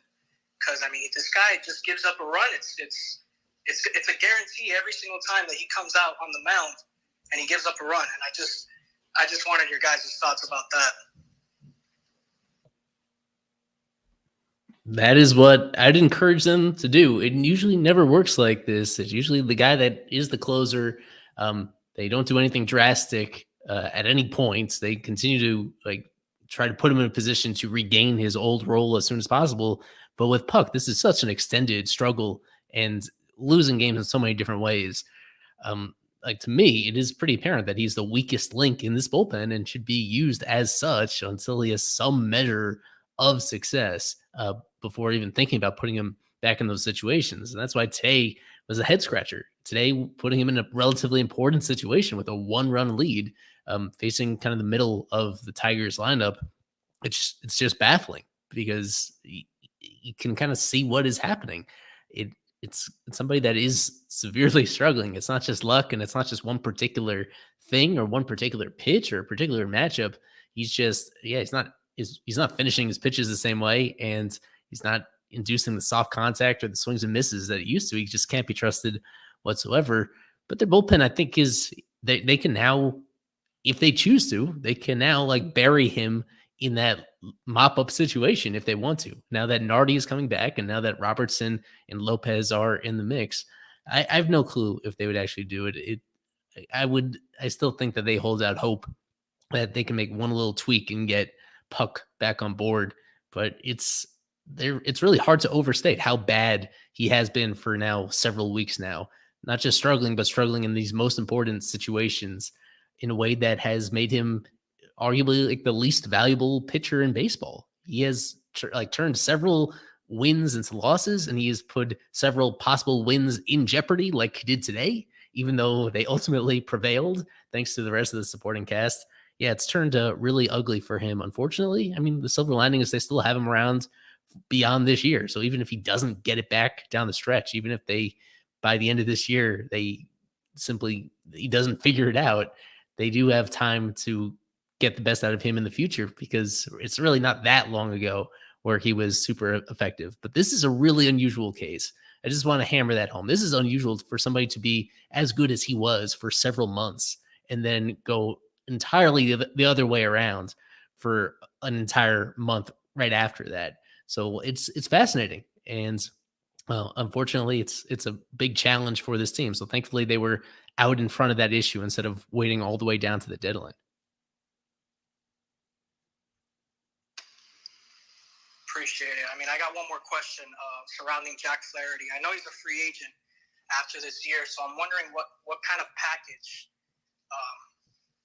what would look like, to get somebody like that, considering he's a free agent after the year. That's a good question. I really don't know what the pitcher market looks like. What was the return on Montgomery? I did not see what the return was. Well, with him, they did bundle him with a reliever, Chris Stratton, in order to maximize him a little more. And I think that's what they would do with Flaherty, too. As I mentioned earlier in the spaces, bundling him with one of the hitters that the Cardinals have, like a Paul DeYoung, who can give them a little bit more offense in the infield. That would make me more comfortable actually giving up one of the Marlins' better prospects in return for somebody like Flaherty. So I think that's what they're trying to do. The Cardinals, they got 3 players in return, and 2 of them being prospects. 2 that were relatively well-regarded prospects, but nobody from the very top of their farm. And then they got a separate left-hander pitching, John King. Not really familiar with John King. He's been a pretty mediocre guy over the course of his career with them. So yeah, they got a decent return. Like, yeah, that is it's a realistic target. But for this Marlins team, they've already made that one deal, getting a pure rental in Robertson while giving up 2 decent prospects in return. I think they want to, any other pending free agents, I think they want to bundle them with an additional piece in order to make it more worth their while. They just don't have a whole lot of prospects to trade with in the first place. So they don't want to, even though it's important for them to win this year, it's more defensible to push their chips in if they're actually like killing 2 birds with 1 stone. I guess that applies to the Cardinals. If they get a couple of Cardinals players in one, somebody else along with Flaherty, then I think that makes you more comfortable. In terms of like particular names, the same guys that have been brought up in rumors already, like Carson Milbrandt and Jacob Miller, their early round draft picks from last year on the pitching side, who are now a little bit redundant in this farm system. Patrick Monteverde, we've brought him up before as well. And now that he's at AAA, you wouldn't put him in your rotation right away, but as soon as next year, that's somebody that I imagine would have a lot of appeal to the Cardinals. Yeah, at this point, they've traded a couple of their only good hitting prospects. So whatever it is, you would expect it to be very pitcher-centric. Eli, just because I'm sure you know, sorry to interrupt, just because you know, I'm sure the arms that St. Louis acquired better than the rest of us, what would those...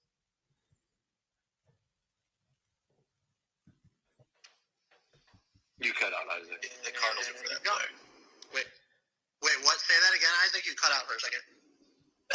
The arms that the Cardinals acquired for Hicks, like, what would you comp that to Miami? What would you comp it to Miami? The Cardinals. That's what he's asking. Well, now I got to look at the Hicks trade. We weren't even talking about that trade. We were talking about the Montgomery Chris Stratton trade. But now looking at the Hicks one. He would have been someone to package along with Flaherty. So that's why I'm just curious what Hicks was worth on the trade market.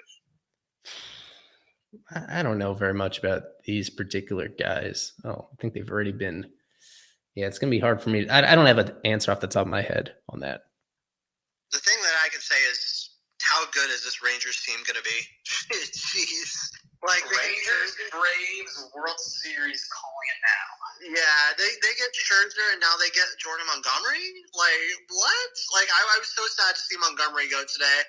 That was a name that I really thought the Marlins had a chance at.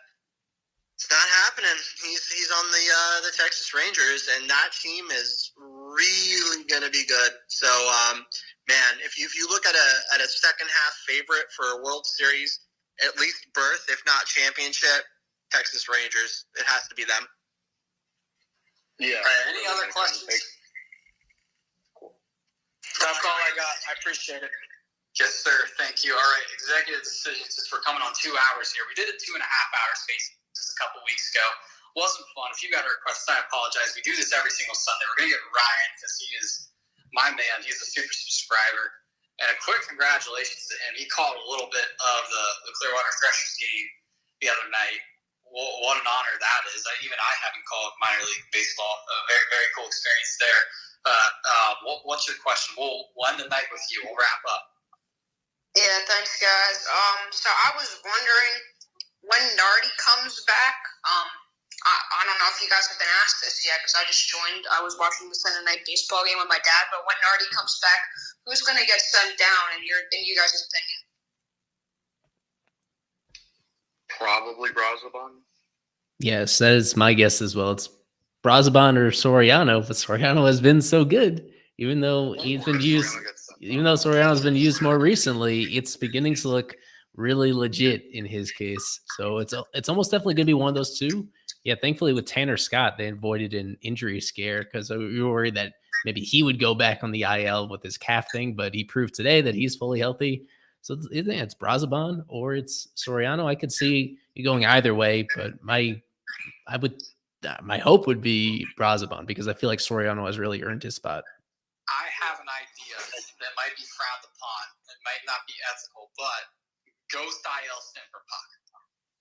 It can't be.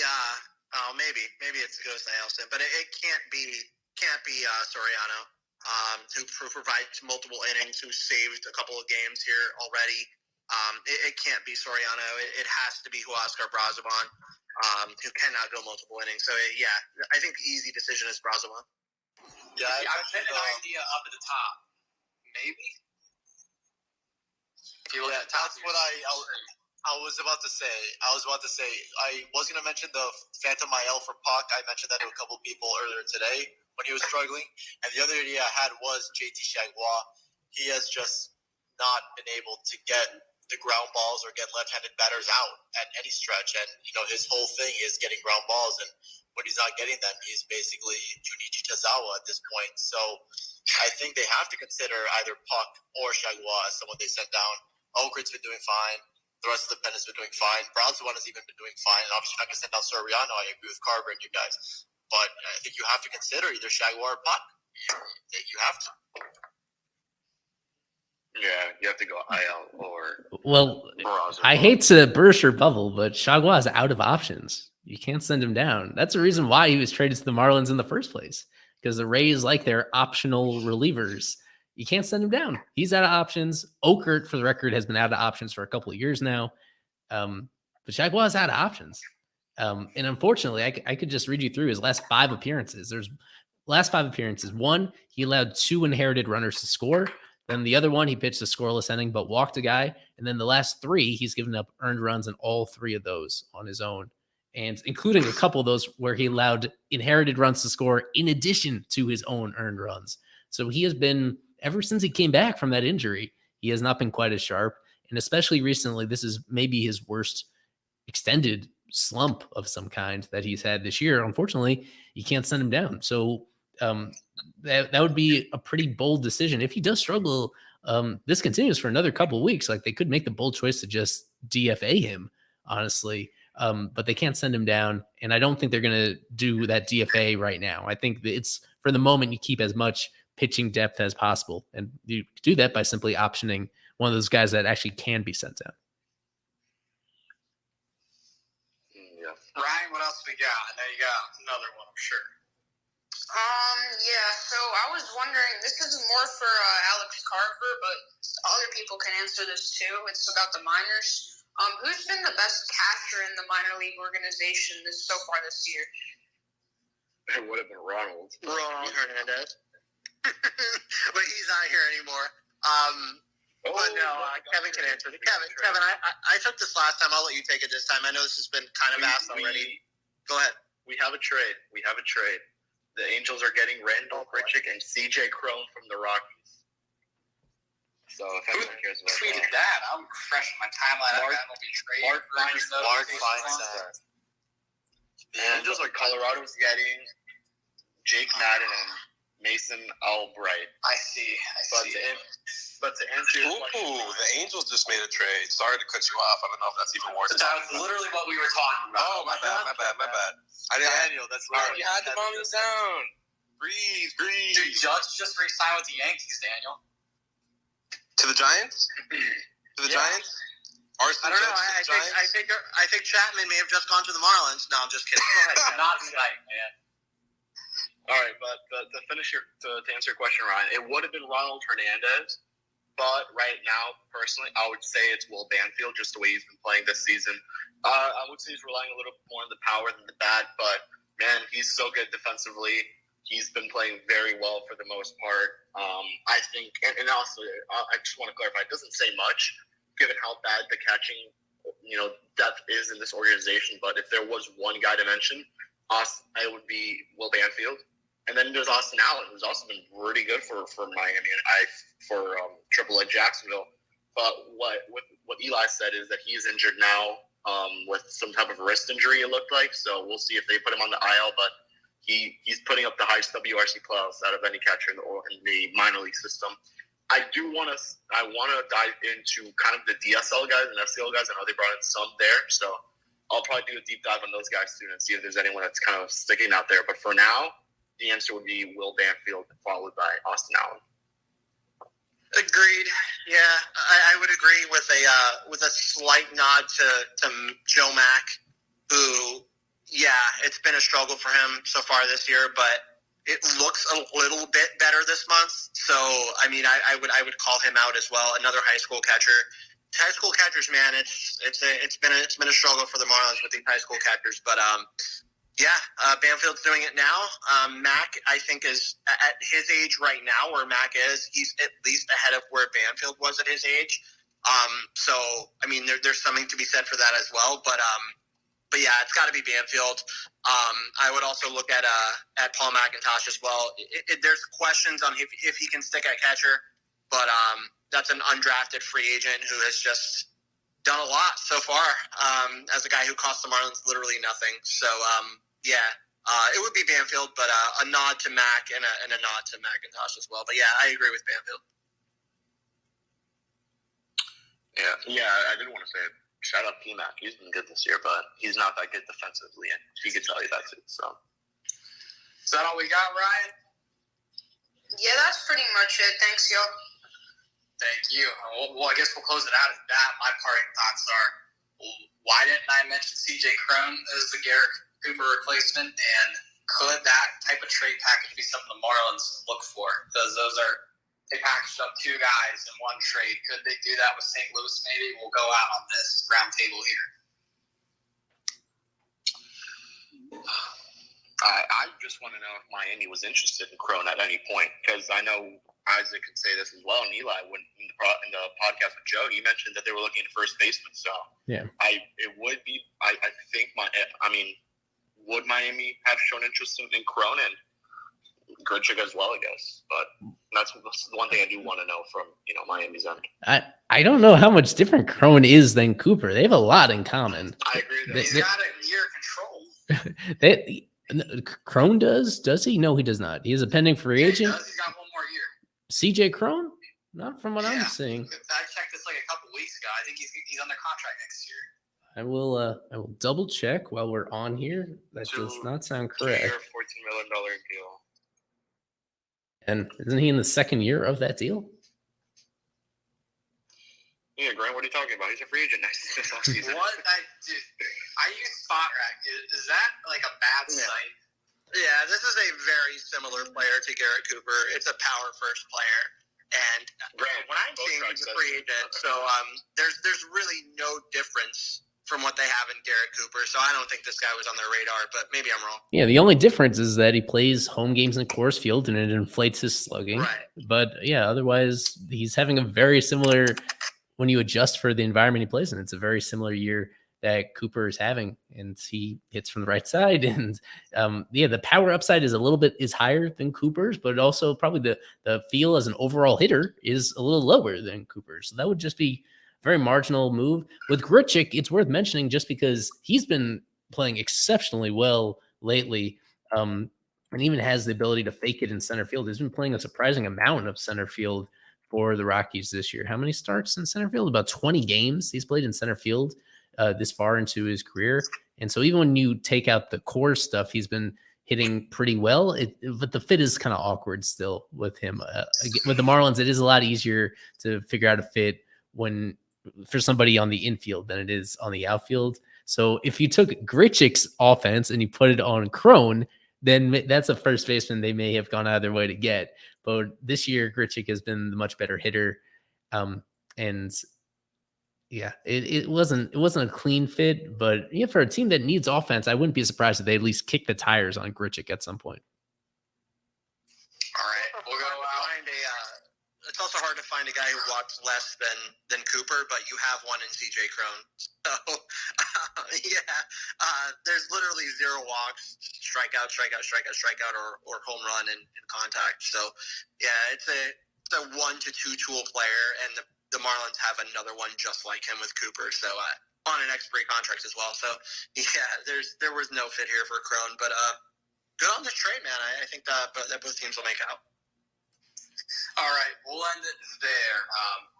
We probably will do a space on deadline day. I don't know about tomorrow. We will have to discuss this amongst us. But if not, we will be back at this time next Sunday to discuss what has transpired during deadline week in an all-important series coming up against the Philadelphia Phillies and another one over the weekend in Arlington, Texas. So that'll do it all for us, for Eli, for Alex, for Kevin, for Isaac, for Daniel, for all our speakers tonight. Thank you very much for joining us. We will see you this time next week. Thank you very much.